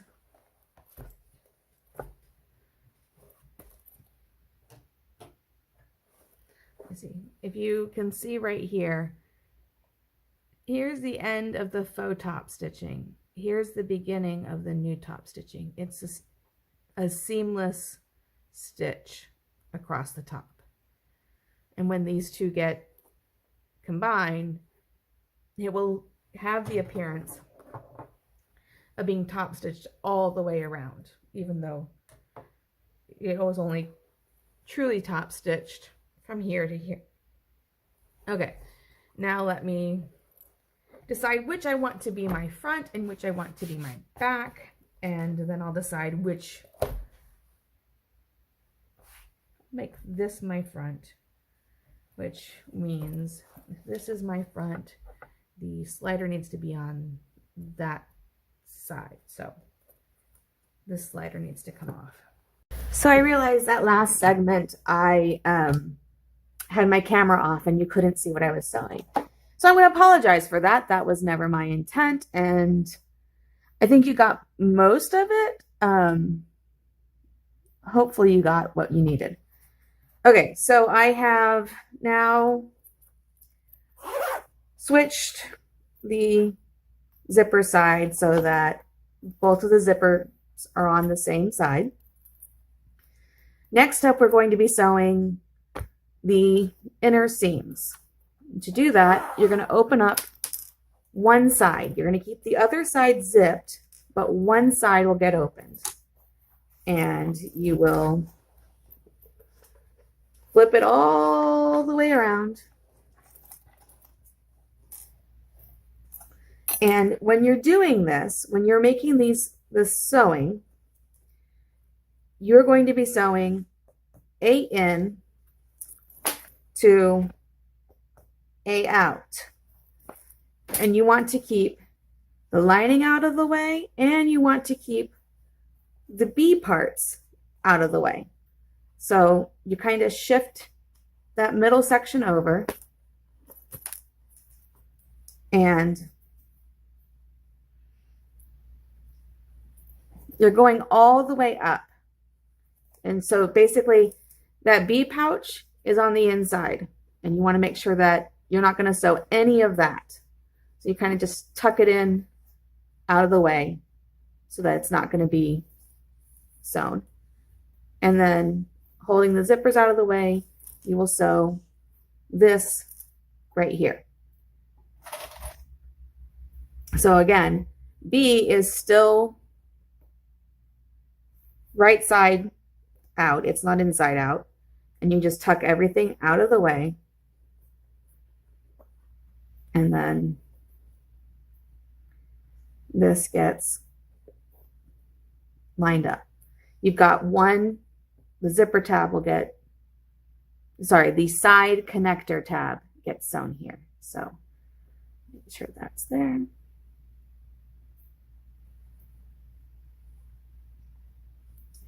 Line it all the way up from top to bottom.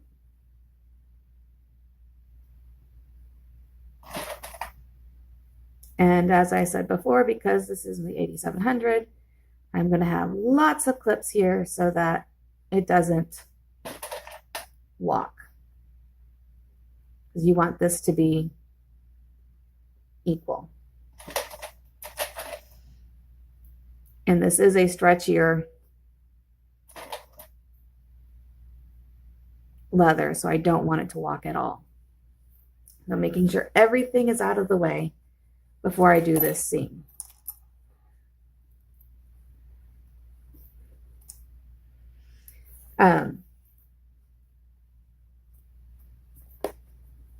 You know what? I'm going to just put a clip on this so that it doesn't accidentally get in my seam allowance either. Okay, so this gets opened up. And here we go.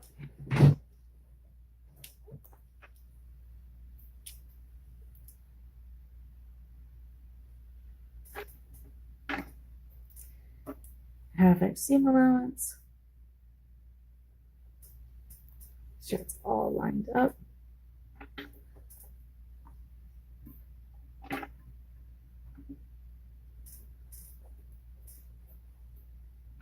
Ugh, come on. Sorry, it got slightly off, and I just need to fix that.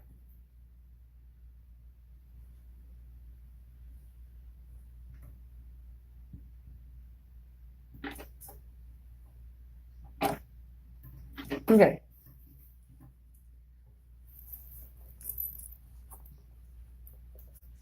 And we're just sewing up the side.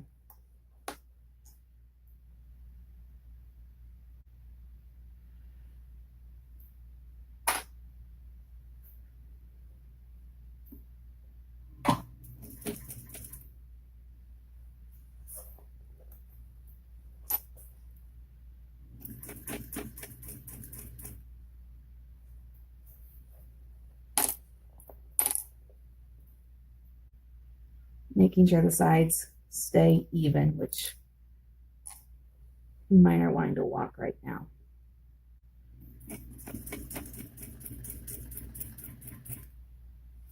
And it's just a bulk thing.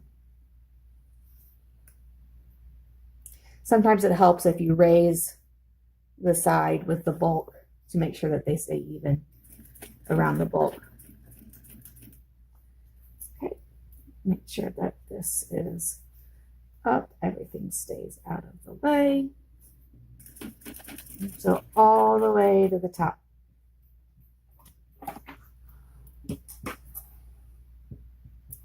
Okay, so that is one side.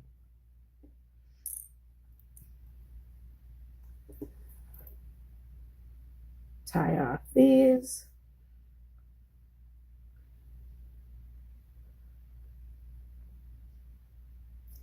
And we'll do the exact same thing on the other side.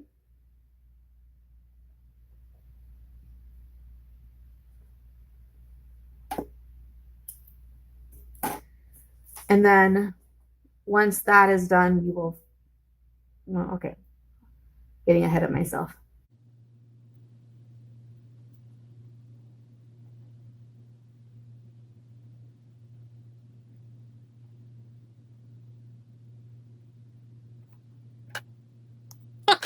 So next up is this side, exact same. Tuck the B in. We are only sewing A inside to A outside.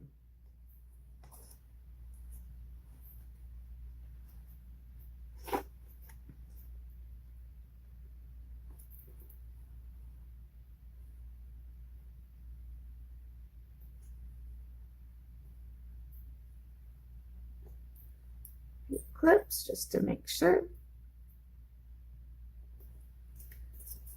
Zippers out of the way. Top opened up. And you see I almost just screwed up, and I was going to sew A inside to B outside, and that was not the answer.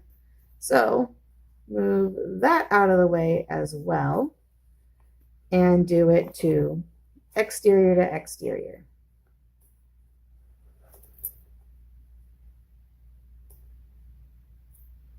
That would have been very bad.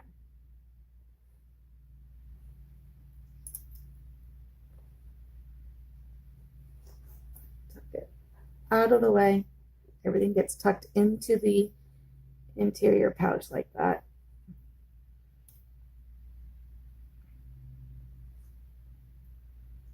Okay, so now we've got A out being sewn to A in. And we keep lining out of the way, zipper out of the way.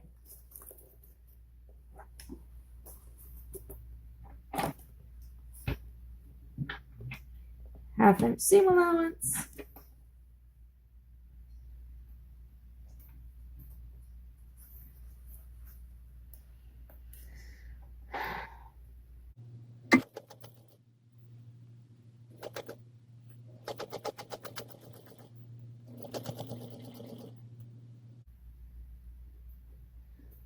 Making sure that the other ones are still tucked in all the way to the bottom.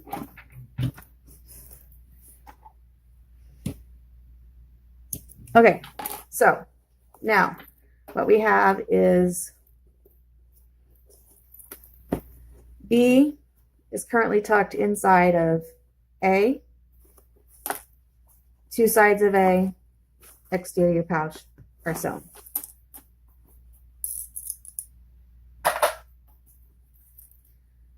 Tie this off.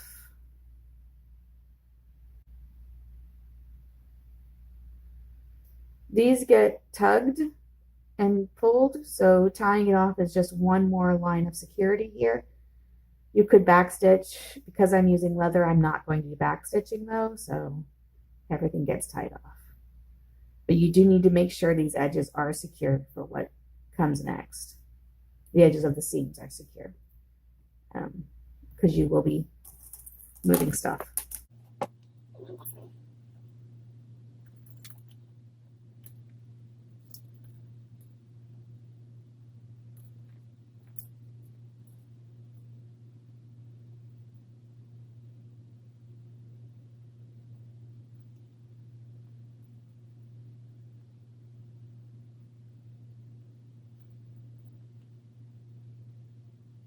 Okay.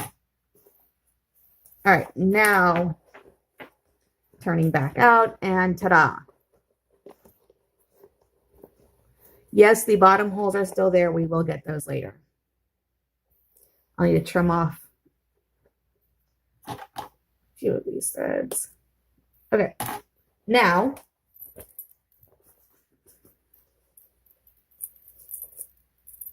we zip up the A side pouch. And you can tuck this in just to keep it out of the way. Zip up the A side pouch, and it's time to sew up the side seams, for real this time, of the B side pouch. So unzip this guy and turn it inside out. It is a little easier to keep the A side out now because those side seams are already sewn. The only thing that gets tougher is making sure that the zippers stay out of the way. So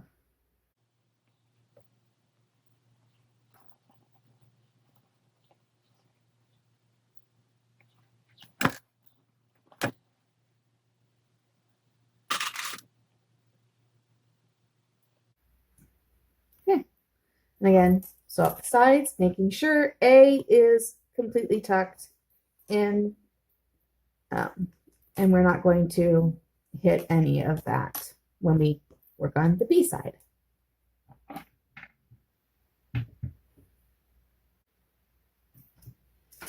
Let me raise this because it's okay. Got some thread out.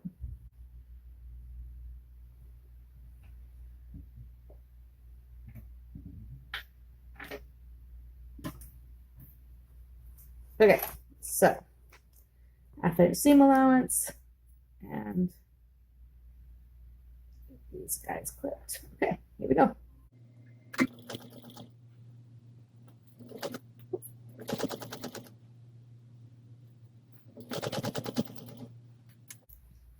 So get to the top, holding things out of the way, making sure it all lines up properly.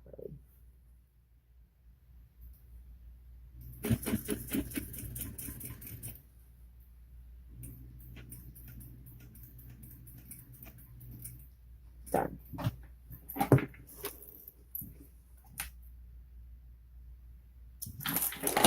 Securing.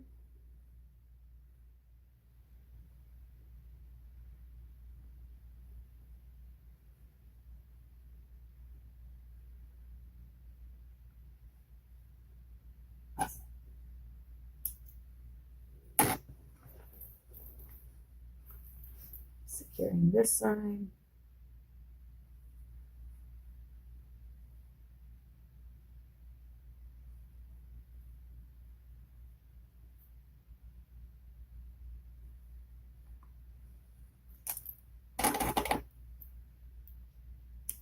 I will say that some things seem like, oh, this will be a nice shortcut. What I've discovered is there are no real shortcuts with this, and she really has found pretty much the easiest way of making it, and following the order of in, out works best here. This is a case of don't second guess the designer because she really has thought about it. I know that there are some places, some patterns out there where you can use alternate methods to do something because that you've learned in a different pattern or whatever. You just, this is the way you've always done it and it works fine for you most times. In this case, it's not going to work fine for you. Let me rephrase it. It's not going to save you time. And in some cases, it will cost you time when you realize that it doesn't work like that with this particular pattern. Okay, sewing up the last side.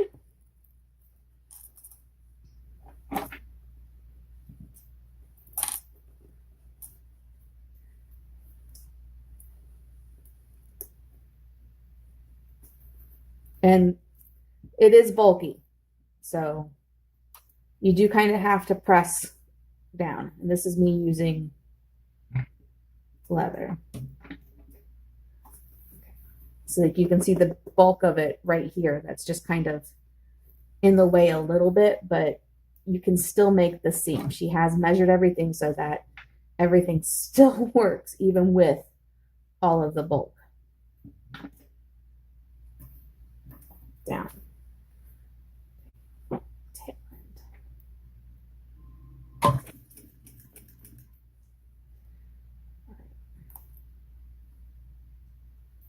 I'm just kind of compressing it so that I make sure my edges meet here at the 1/2 inch seam allowance.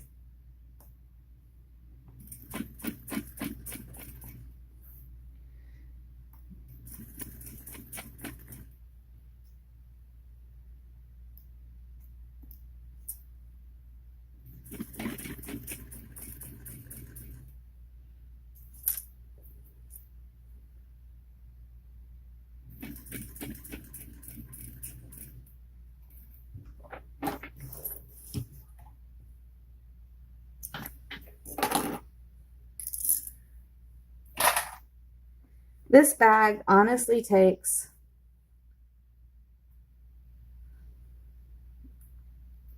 was taking me maybe 2 hours to make one.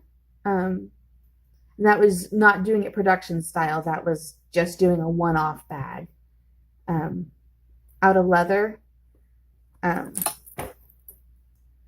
I was making them regularly. So production style, probably maybe an hour and a half to make one. If you're doing like a batch of 10 or whatever, so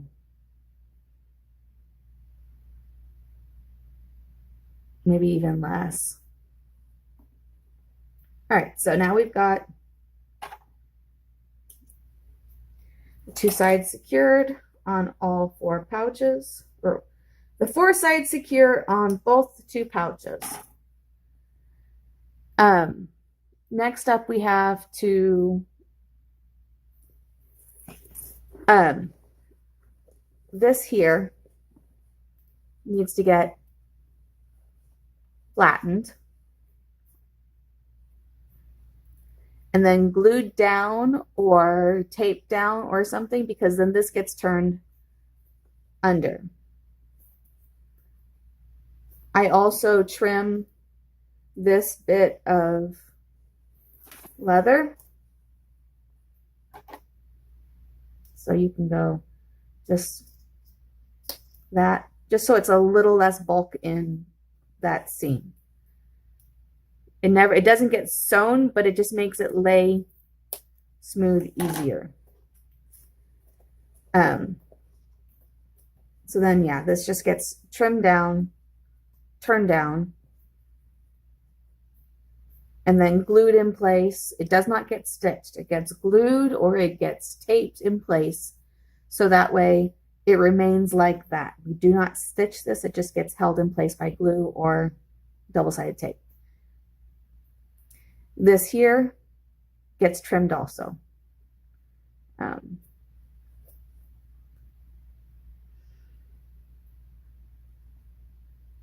Okay, so let's go ahead and do that.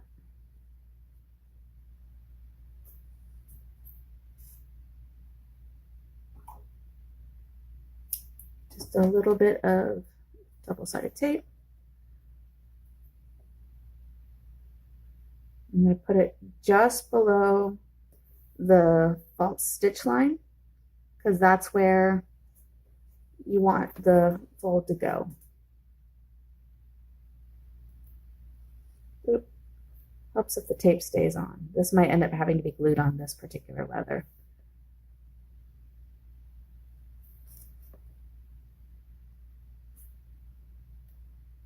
Nope.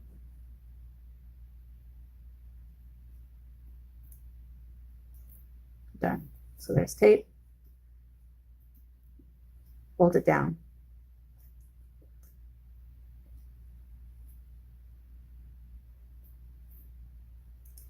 Do the same on the other side. And reading ahead, I was actually wrong, and you do all of these steps one pouch at a time, then you turn it inside out and do the other side. So I'll be turning it back inside out to finish up a side with these exact same steps, which is one technically unnecessary turn inside out, but it is what it is.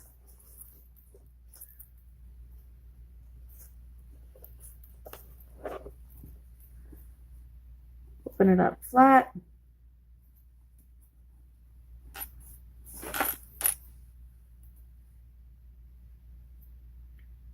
Tape just below the false stitch line. The false stitch line is right there.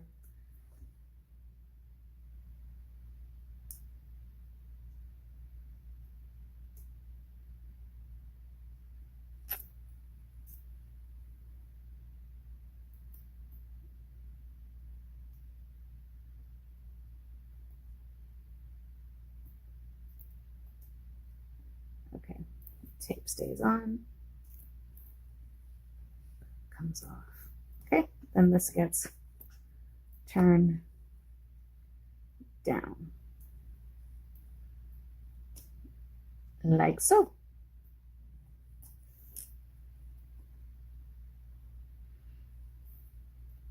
Okay, and you could actually, if you wanted to, glue this open as well. It's not a bad thing at all. Okay, just pressing that down a little bit so I make sure that's stuck. And then we can box the bottoms.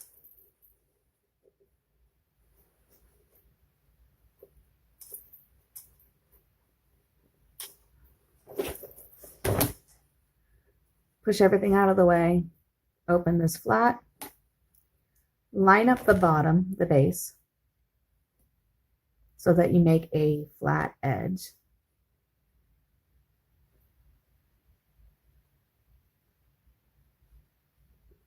Flip.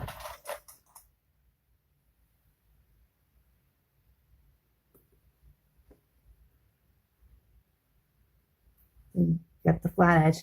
And then we're going to sew across there for the box bottom. And again, make sure that the other pouch, and you can reach in and pull the other pouch out of the way. So across the bottom.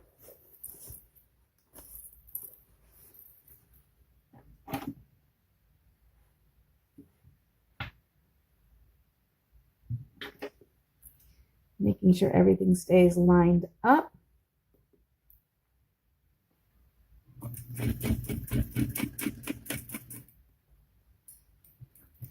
And when I do box bottoms, I do a second stitch line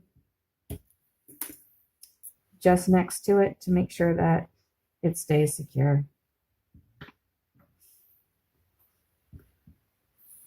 All the other stitching out of the way. If you're doing this in fabric, it's definitely backstitch. And leather, I will tie off these ends. Let's come over here and do this side. Make sure, reach in, make sure the bottom of that pouch is held out of the way. Come over here, open up the side seam, line it up with the center of the bottom seam. So you can see there, everything is lined up so that we get the nice, perfect bottom.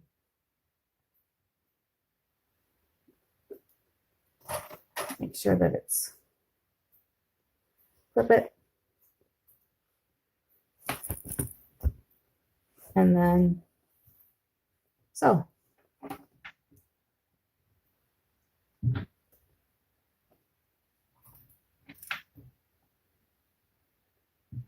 And I realize you can't see, and I apologize, but just trust me that this is working. There, I'll move that out of the way so you can see. I'll squish it down a little bit more.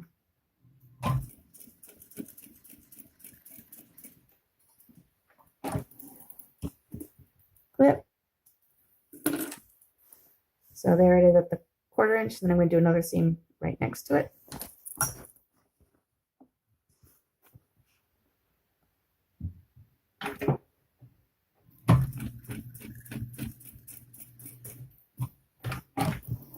Okay. So that we are sound and secure and nothing's going to come loose. Because nobody wants a seam to come loose, especially a seam like at the corner of one of these pouches.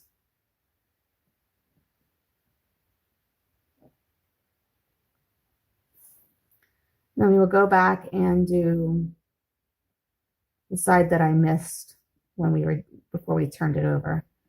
So I'll go back and do the top and the bottom of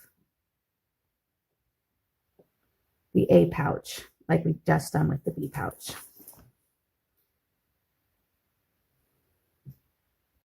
Okay, so I have sewn the corners on the 2 bags now.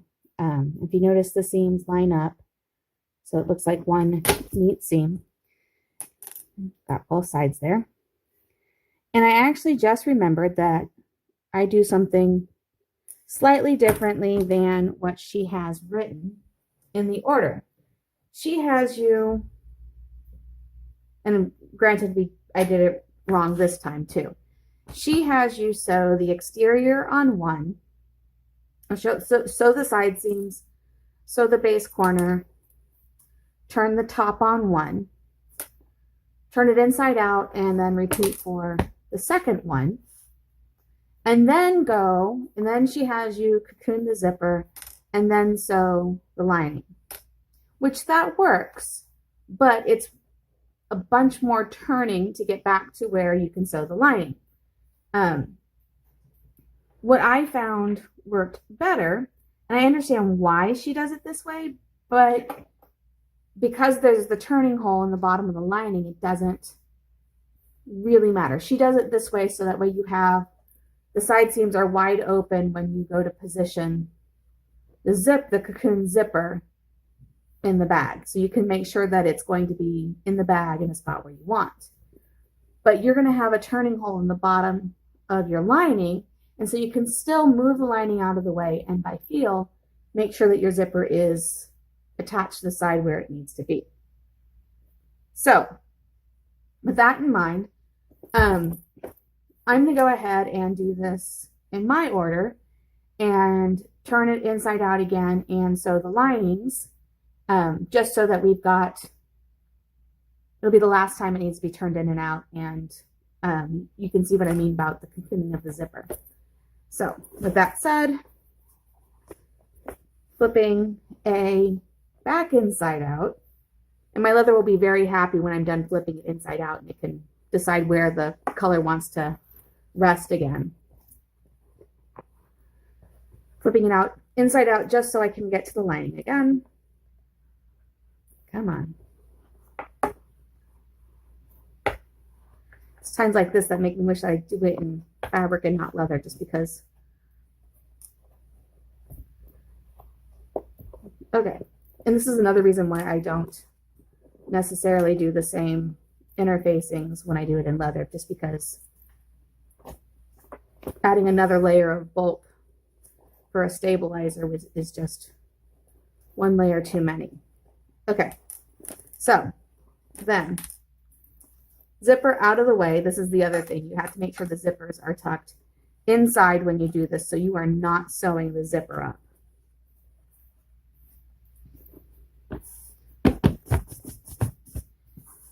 You're going to sew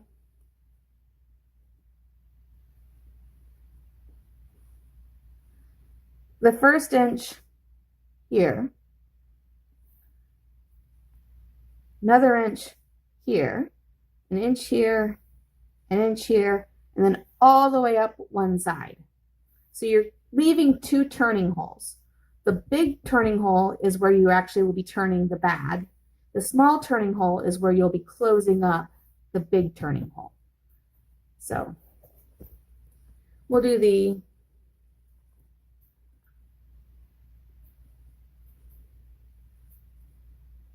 non-turning side first. Verify the seam allowance, because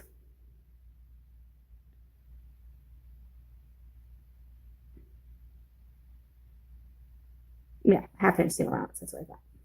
Just wanted to make sure that I was using the right seam allowance here.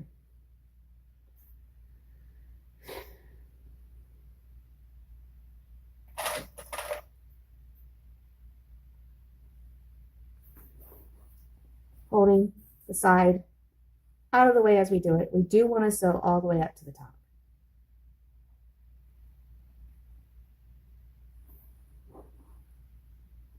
Not might be easier to sew this way. I'm going to do it this way instead.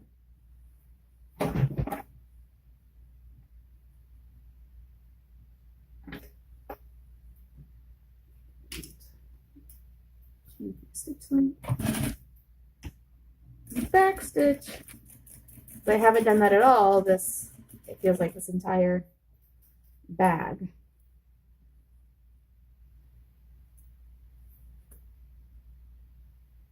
And my sides.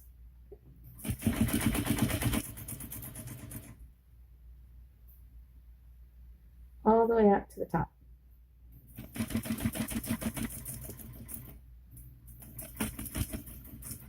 Back stitching. What did I do with my snips? There they are. And because I back stitch, I can snip right at the top.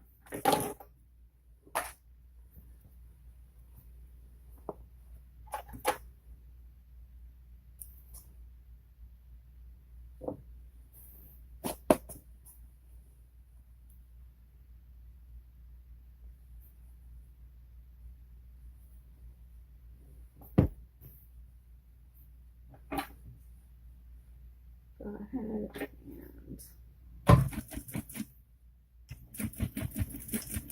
this is just to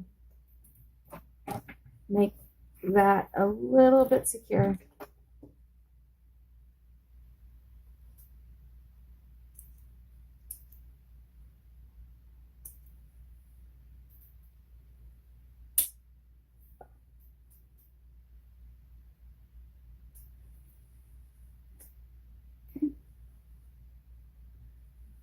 Leaving a large turning gap, as large as possible.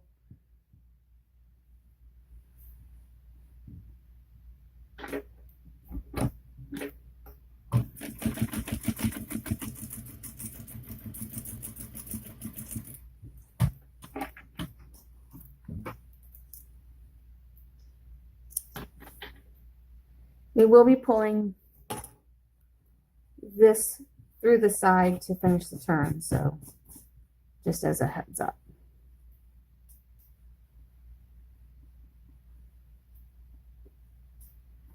Okay, and then going to the top.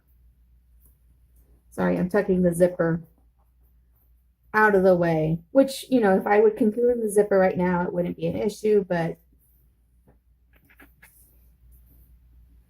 I'm just doing it in the order that I normally do it, now that I remember the order that I normally do it in. Yes, I know that makes a ton of sense. I agree. You want to make sure that this is even, because this will get closed either by hand or by machine. So you don't want it to be awkward.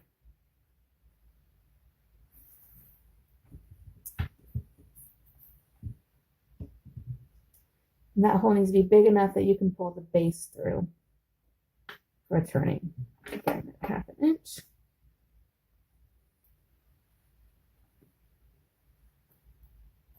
Sorry, I've got a zipper slider that keeps wanting to poke out, and we don't want that.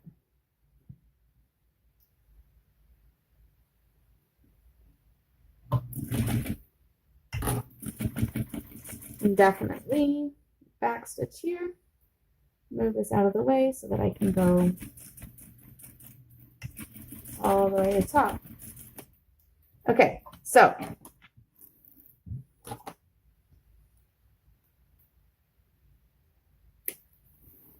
that is this lining sewn up. We can now turn this, and this will be the last time the A side gets turned inside out.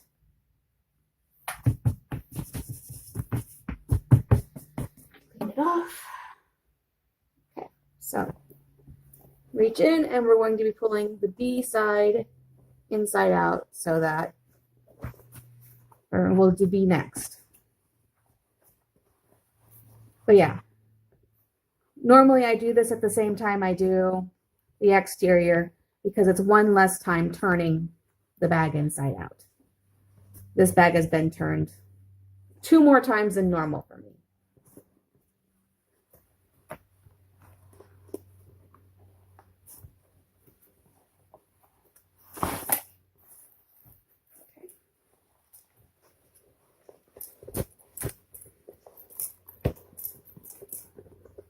All right, so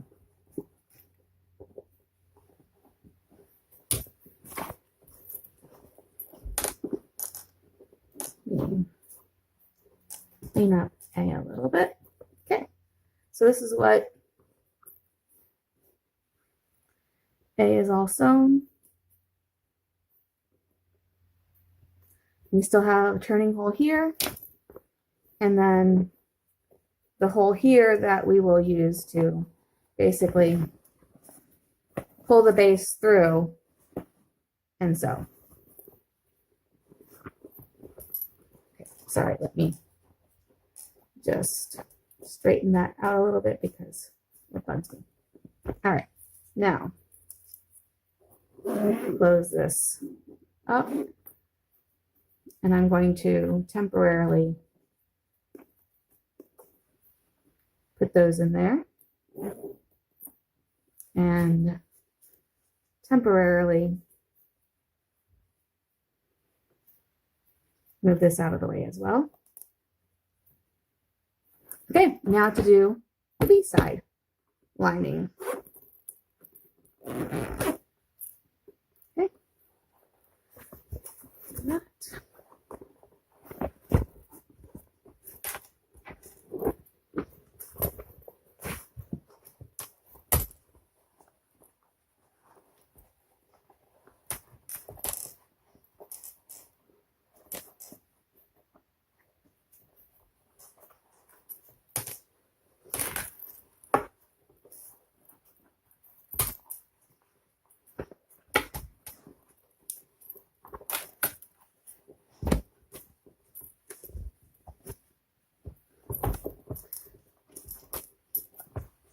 All right, so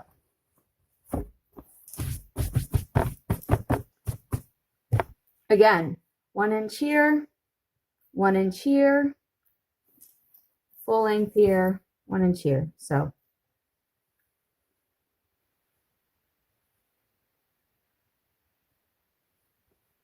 and you could probably avoid the 1 inch there. You could probably just do 1 inch here. Then 1 inch here and full thing there.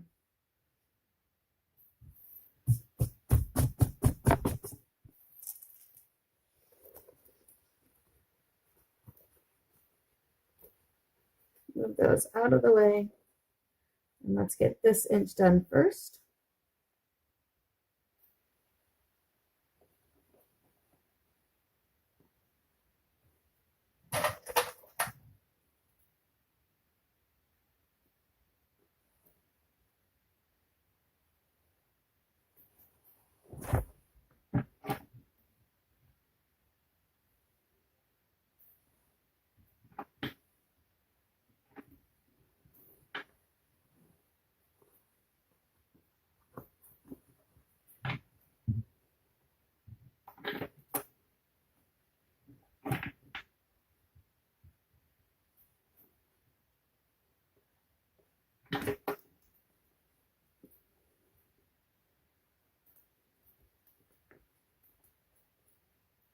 Pushing everything down to make sure it all lines up, and we are not lining up. So let's try that again.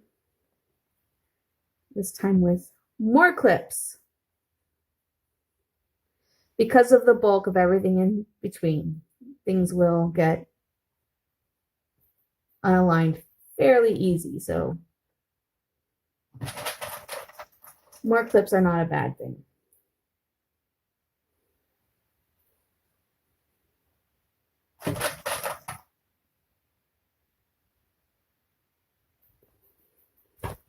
Okay, now we know that they're even. I can just come here, slide right like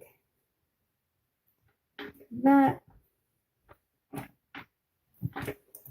and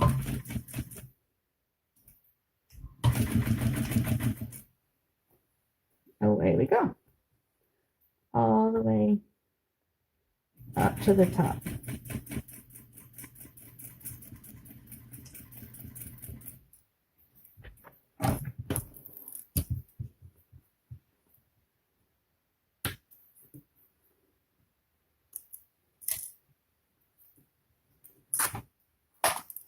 Okay.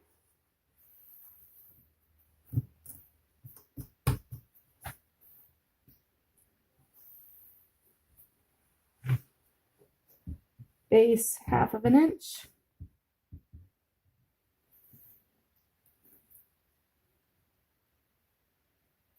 Base up.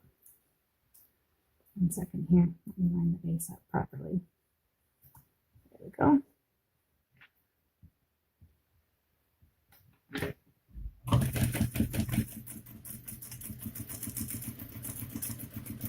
Just making sure. Nice and secure.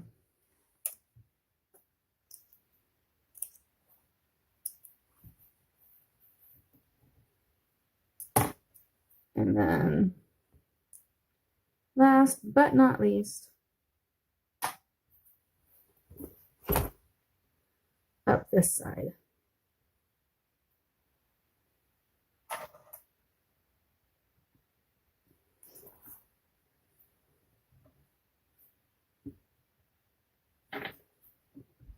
This is up the entire side.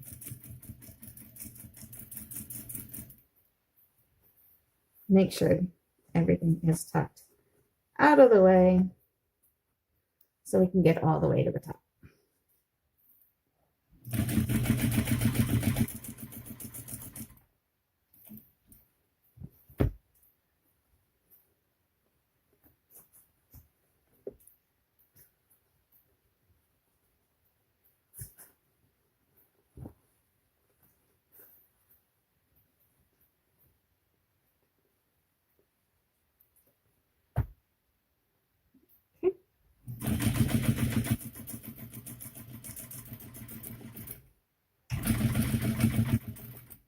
All the way top. That is the lining sewn. And now, time to turn this inside out for the right side out for the last time. And it's time then to cocoon the zippers.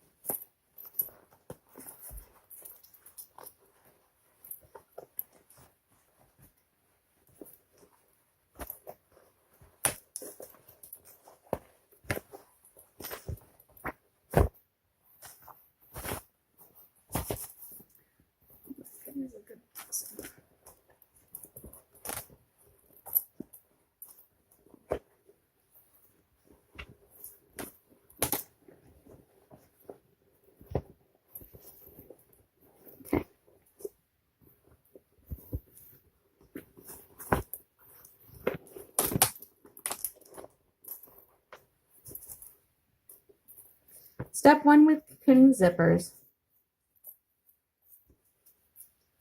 Close. 1 second here. Close the zipper as close to done.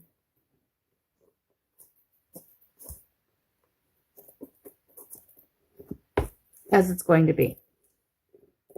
Okay, so that's where you want the zipper to end. Then lift.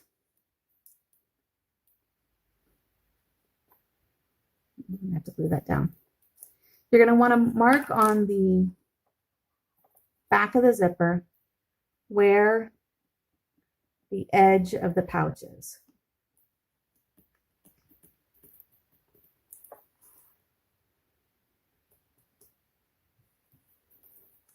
You do it on both sides. So edge of the pouch is there. Come over here. Mark. There. Okay. That's that side. And then you're going to do the same for over here.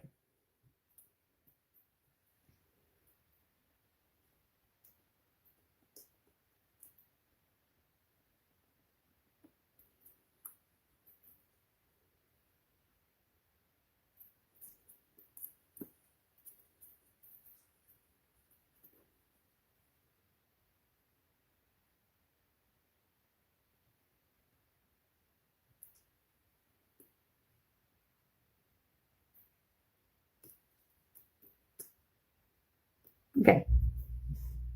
Then, once those are done, you're going to take the zipper, pull it up around the actual teeth, and where that mark is, you're just going to put a couple quick stitches in there.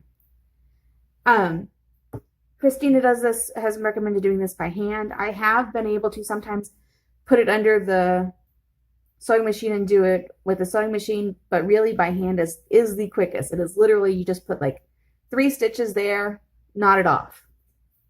You could do glue if you want. What this happens is the top of the zipper ends up neatly cocooned. The teeth end up cocooned when you're getting ready to do it. So I'm going to go make those stitches. So I actually cheat a little bit, and I do 1 loop of thread with just a knot at the base. It basically will put 2 thicknesses of thread through at a time, and for me, it's just a little time saver. And it's just literally making a quick couple loops here just past the edge of the bag.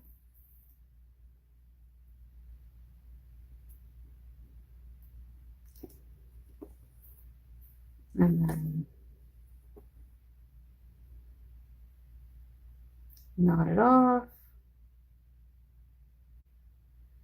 So I'll do the other side.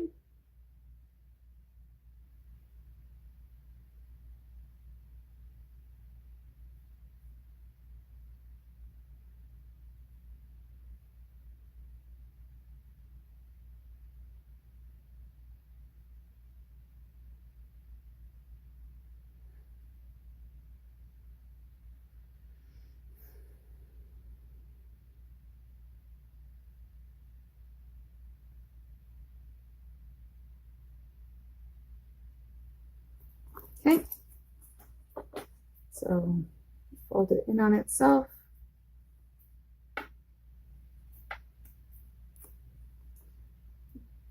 Make stitches just past where you made your mark, where the edge of the pouch is going to be.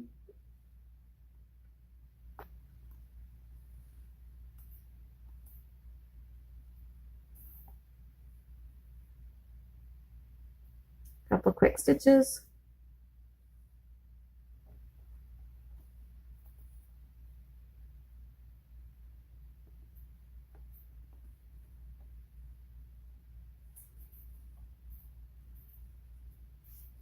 Top ends up looking like that, all nice and neatly cocooned.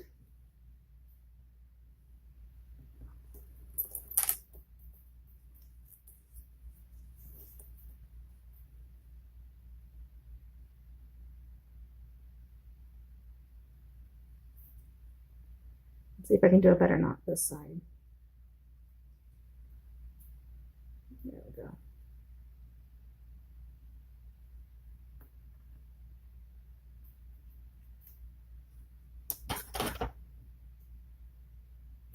Okay, so these two sides, this one needs the knot fixed.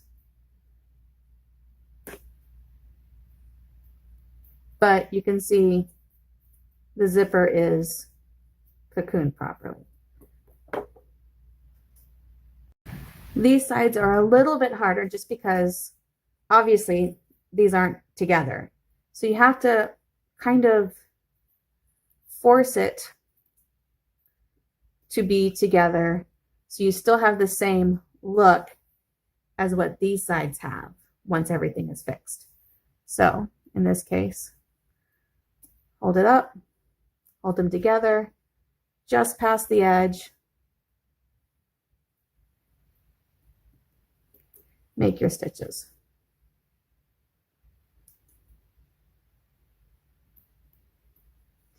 When she first was using this technique, I'm like, oh, I have to actually hand sew something, but I have the machine right here. Why would I hand sew it? And I was doing all sorts of contortions to avoid this simple stitch right here. And reality is, I really should have just grabbed a needle and gone ahead and done this because it's super easy. And it's so much easier than trying to make my machine do the stitch. Okay, that side done.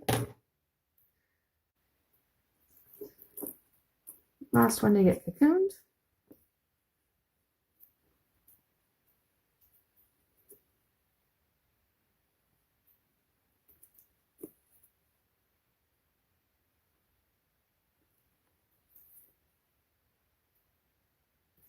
Couple quick flip stitches. Doesn't even have to be super fancy, just in and out, long enough to hold it together.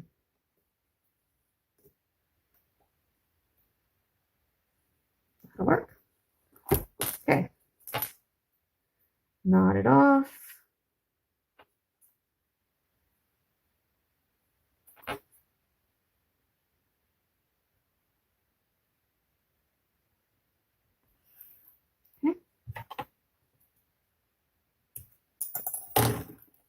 There, now all of the zippers are cocooned. Next step, we're going to open the zipper up so we have access to the turning holes. These get tucked in between the lining edge and the exterior edge. This right there is where this gets tucked. You're just going to feed it down to that edge.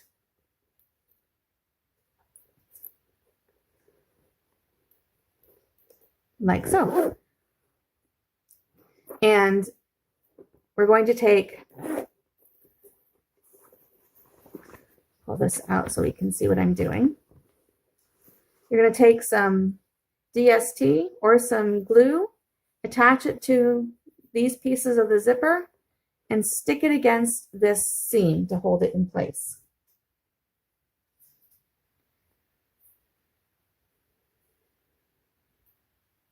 And this is why I said, this is why she normally has you do this before you sew up the lining. But for me, you can still get access to it once you sew up the lining with the different holes, with the turning holes that we've left.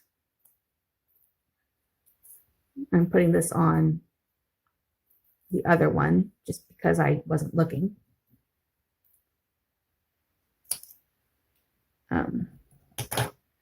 Let's put it on the one that we already did feed through. And yes, you can put the tape on before you put it in place. Okay, so this one we've already fed through. Put the tape on.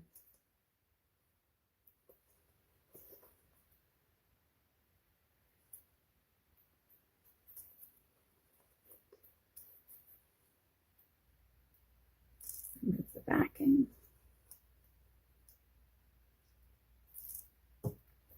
And then using the various holes accessible to you from the turning holes for the lining. Just hold the zipper where you want it to go and just stick it to the side seam like so. Then you can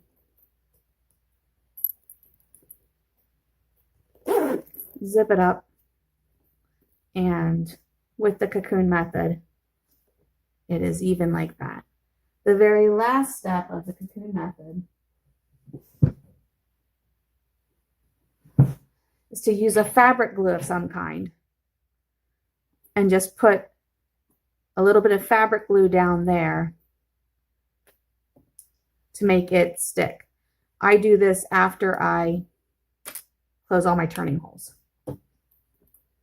So I'm going to go ahead and put the rest of the zippers into place. Okay, so I've got this side both done. You can see they're both done. Now I'm coming up here to do the top edge.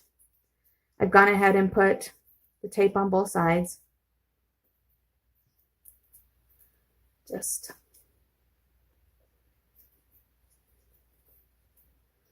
stick it in the hole.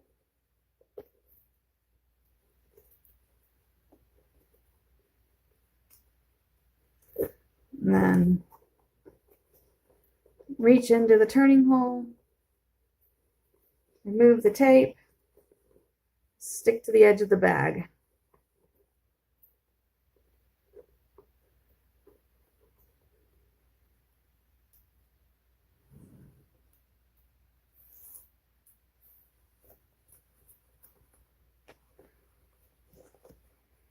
And this one I do one at a time just because it's split like this. It's way too easy to accidentally cross them. So I'll do one side, then I'll come over here.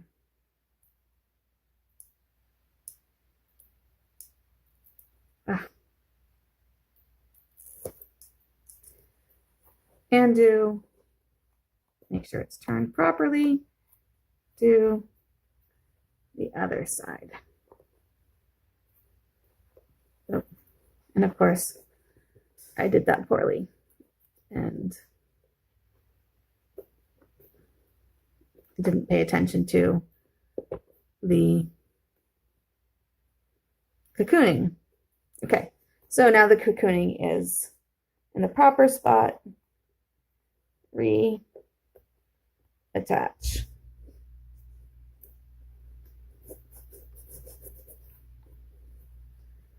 Okay, so that side's done. Now for the last one.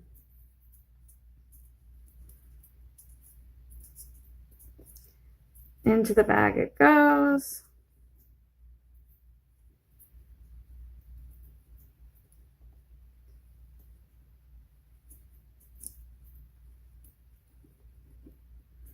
You want to make sure the cocooning is in the right spot.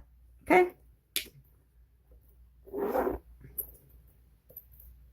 You can go ahead and close this just so you can see what that looks like there. Okay, open that up. Lift, like I said, we have plenty of access, so we can see this here.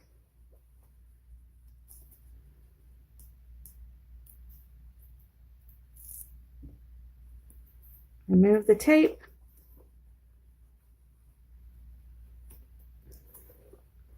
Make sure the cocooning is in the right spot. And then attach.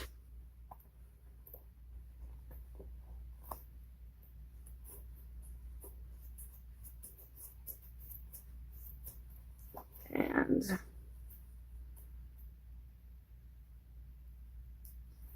the second side and attach. Okay, so we've now got the zippers cocooned. The lining is sewn. Next step is to put the hard base in the bottom of the bag. Sorry, I didn't have it near me. I've got these 2 strips of what the leather companies in the US call bag stiffener, also called Bontex or something along those lines, but it's a heavy stiffening product made specifically for leather bags. And I'm just going to do 2 pieces of 1/2 inch DST.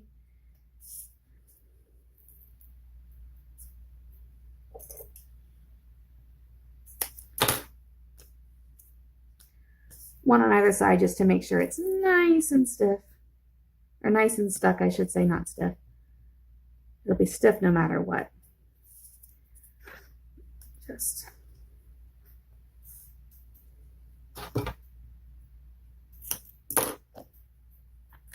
there's one.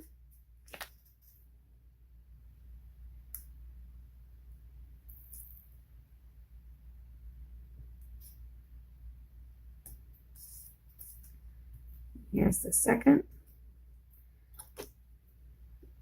And while the base of the lining is open, we just go ahead and we stick it down. And then all that we have left is closing the turning holes and attaching the straps. We are almost done with the bag.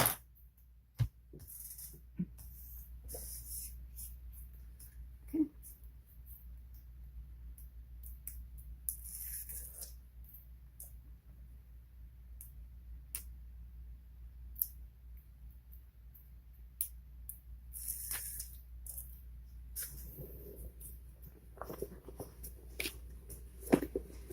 And this has to be done a little bit by feel just because it is a long dark hole in the bag.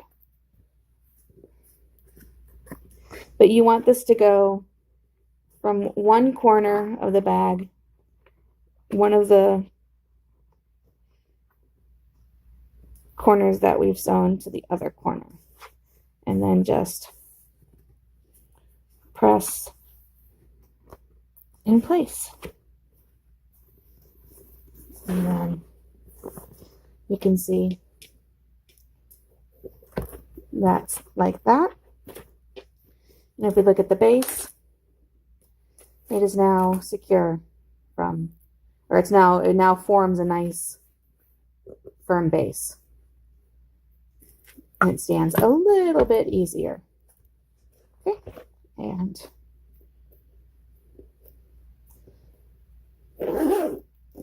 now to do the other side. Exact same way. Long dark hole. Remove the tape backing.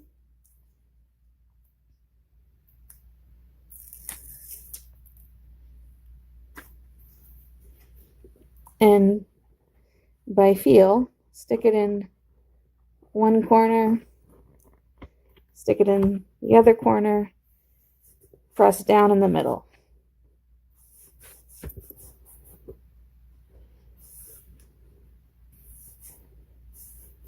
Okay.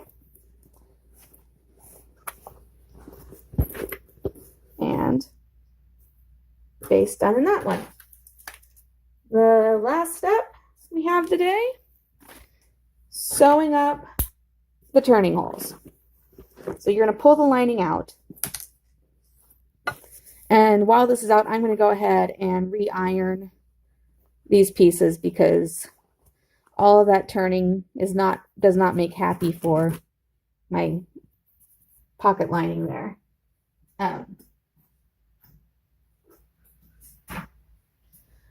But what we do, you're going to reach into this turning hole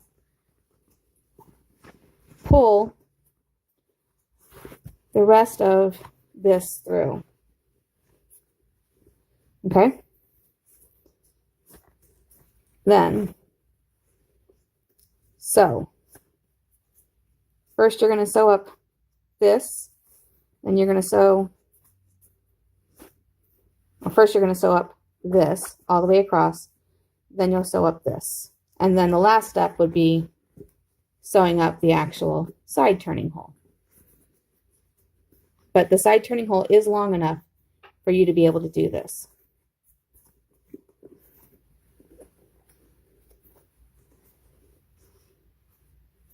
Okay, so time to sew.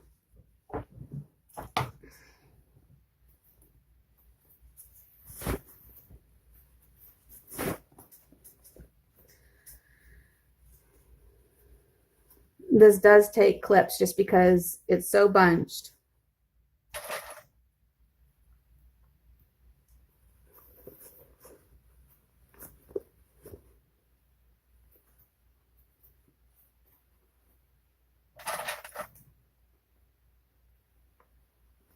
But you can see I can go all the way to this end now.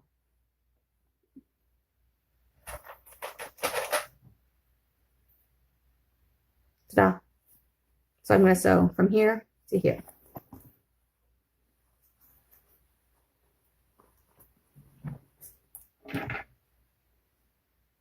With a 1/2 inch sewing seam.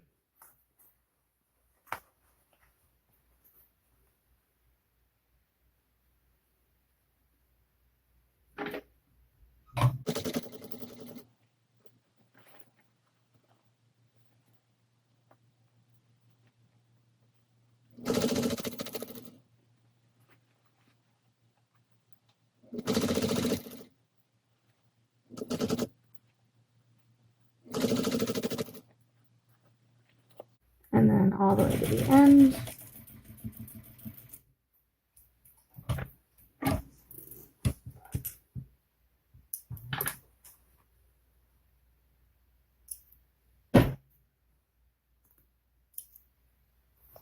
Okay.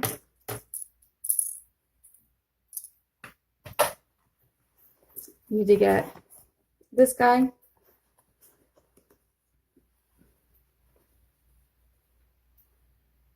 Hold you open.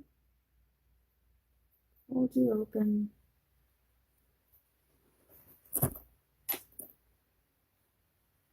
Make sure the seams are lined up.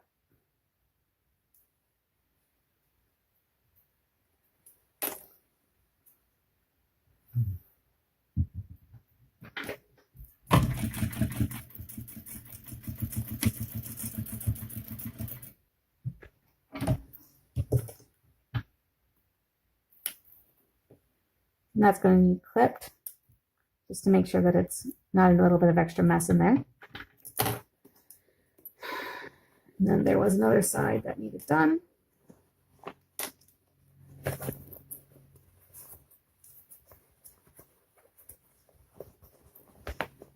so that's the base all sewn up. See, all nice and neat then on that side.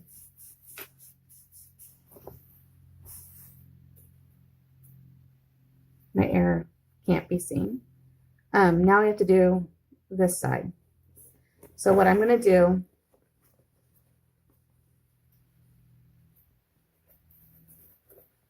you can't sew all the way up because the turning hole will still exist.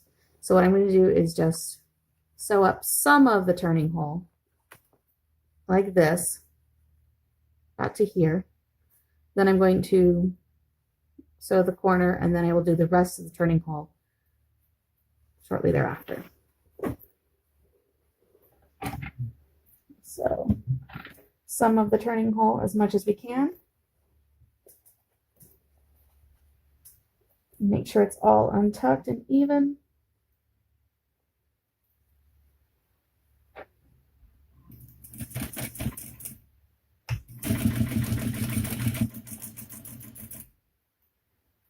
To, feels like right here.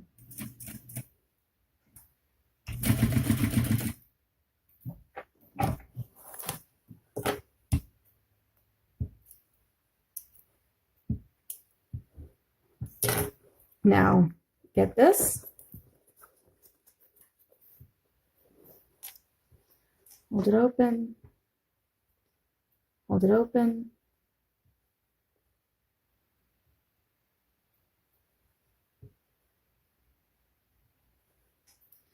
Make sure the seams are aligned.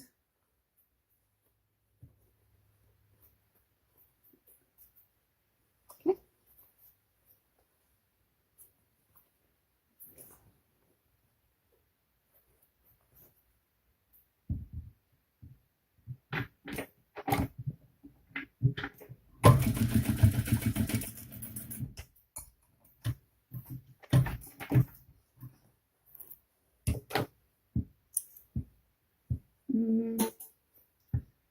I'm going to go back and put another stitch through that.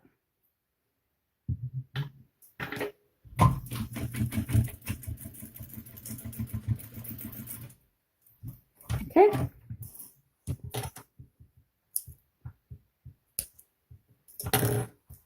So then, now this corner, nice and neat.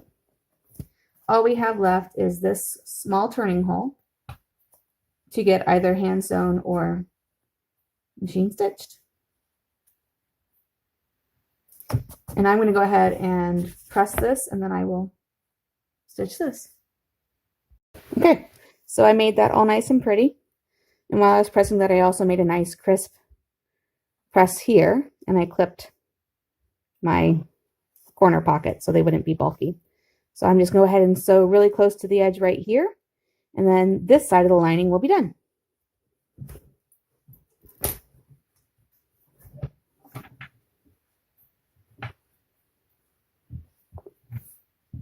How far down do I need to go? Right there.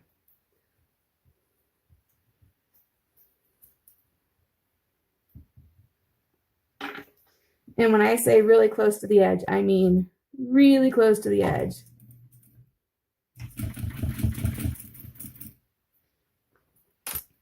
The cleaner way is obviously to hand stitch it using that really nifty invisible stitch that I never learned. But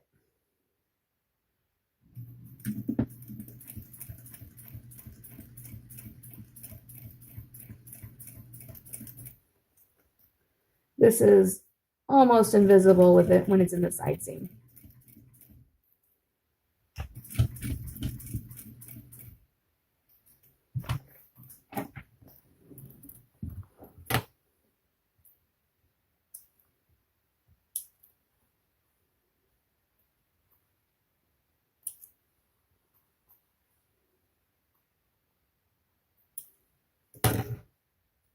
Okay, then just put this back in.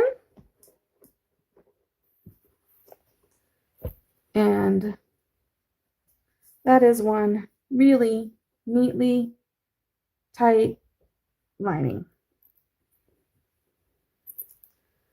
And we can do the last step on this one, which, as I said before, was add some fabric glue down here to make sure everything stays in place. And that's just whatever fabric glue is your favorite.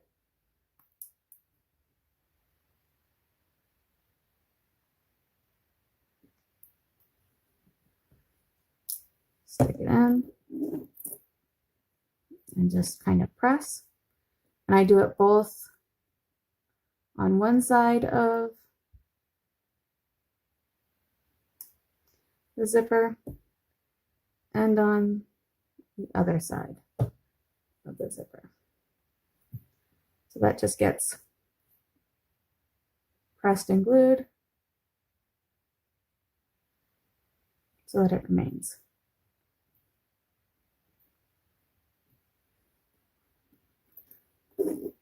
You can close it up and let it rest while it's gluing. Let's come over here and do this side for this one. And I just kind of stick it down so no glue is visible. Open up. Again, press.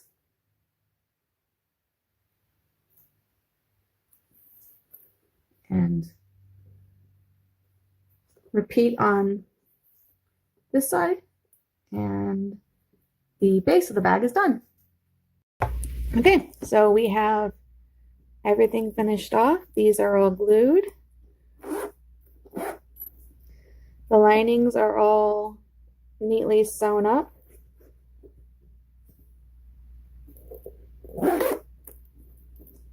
On both sides. You can see here's the seam. Like I said, it's practically invisible.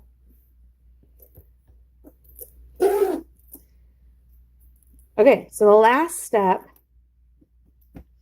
is literally attaching the strap to the side connectors, which is just feeding it through,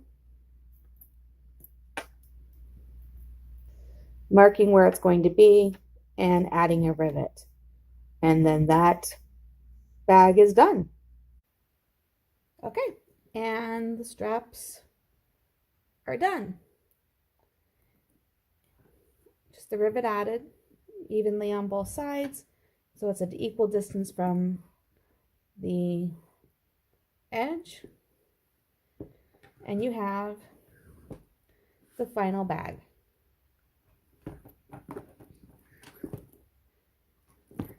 With interior pocket for phone, keys, whatever quick grab thing you want. And remember, we secured this, so it's definitely not going to come loose on either side. And then on the inside, you've got your slip pockets on both sides and a nice lining.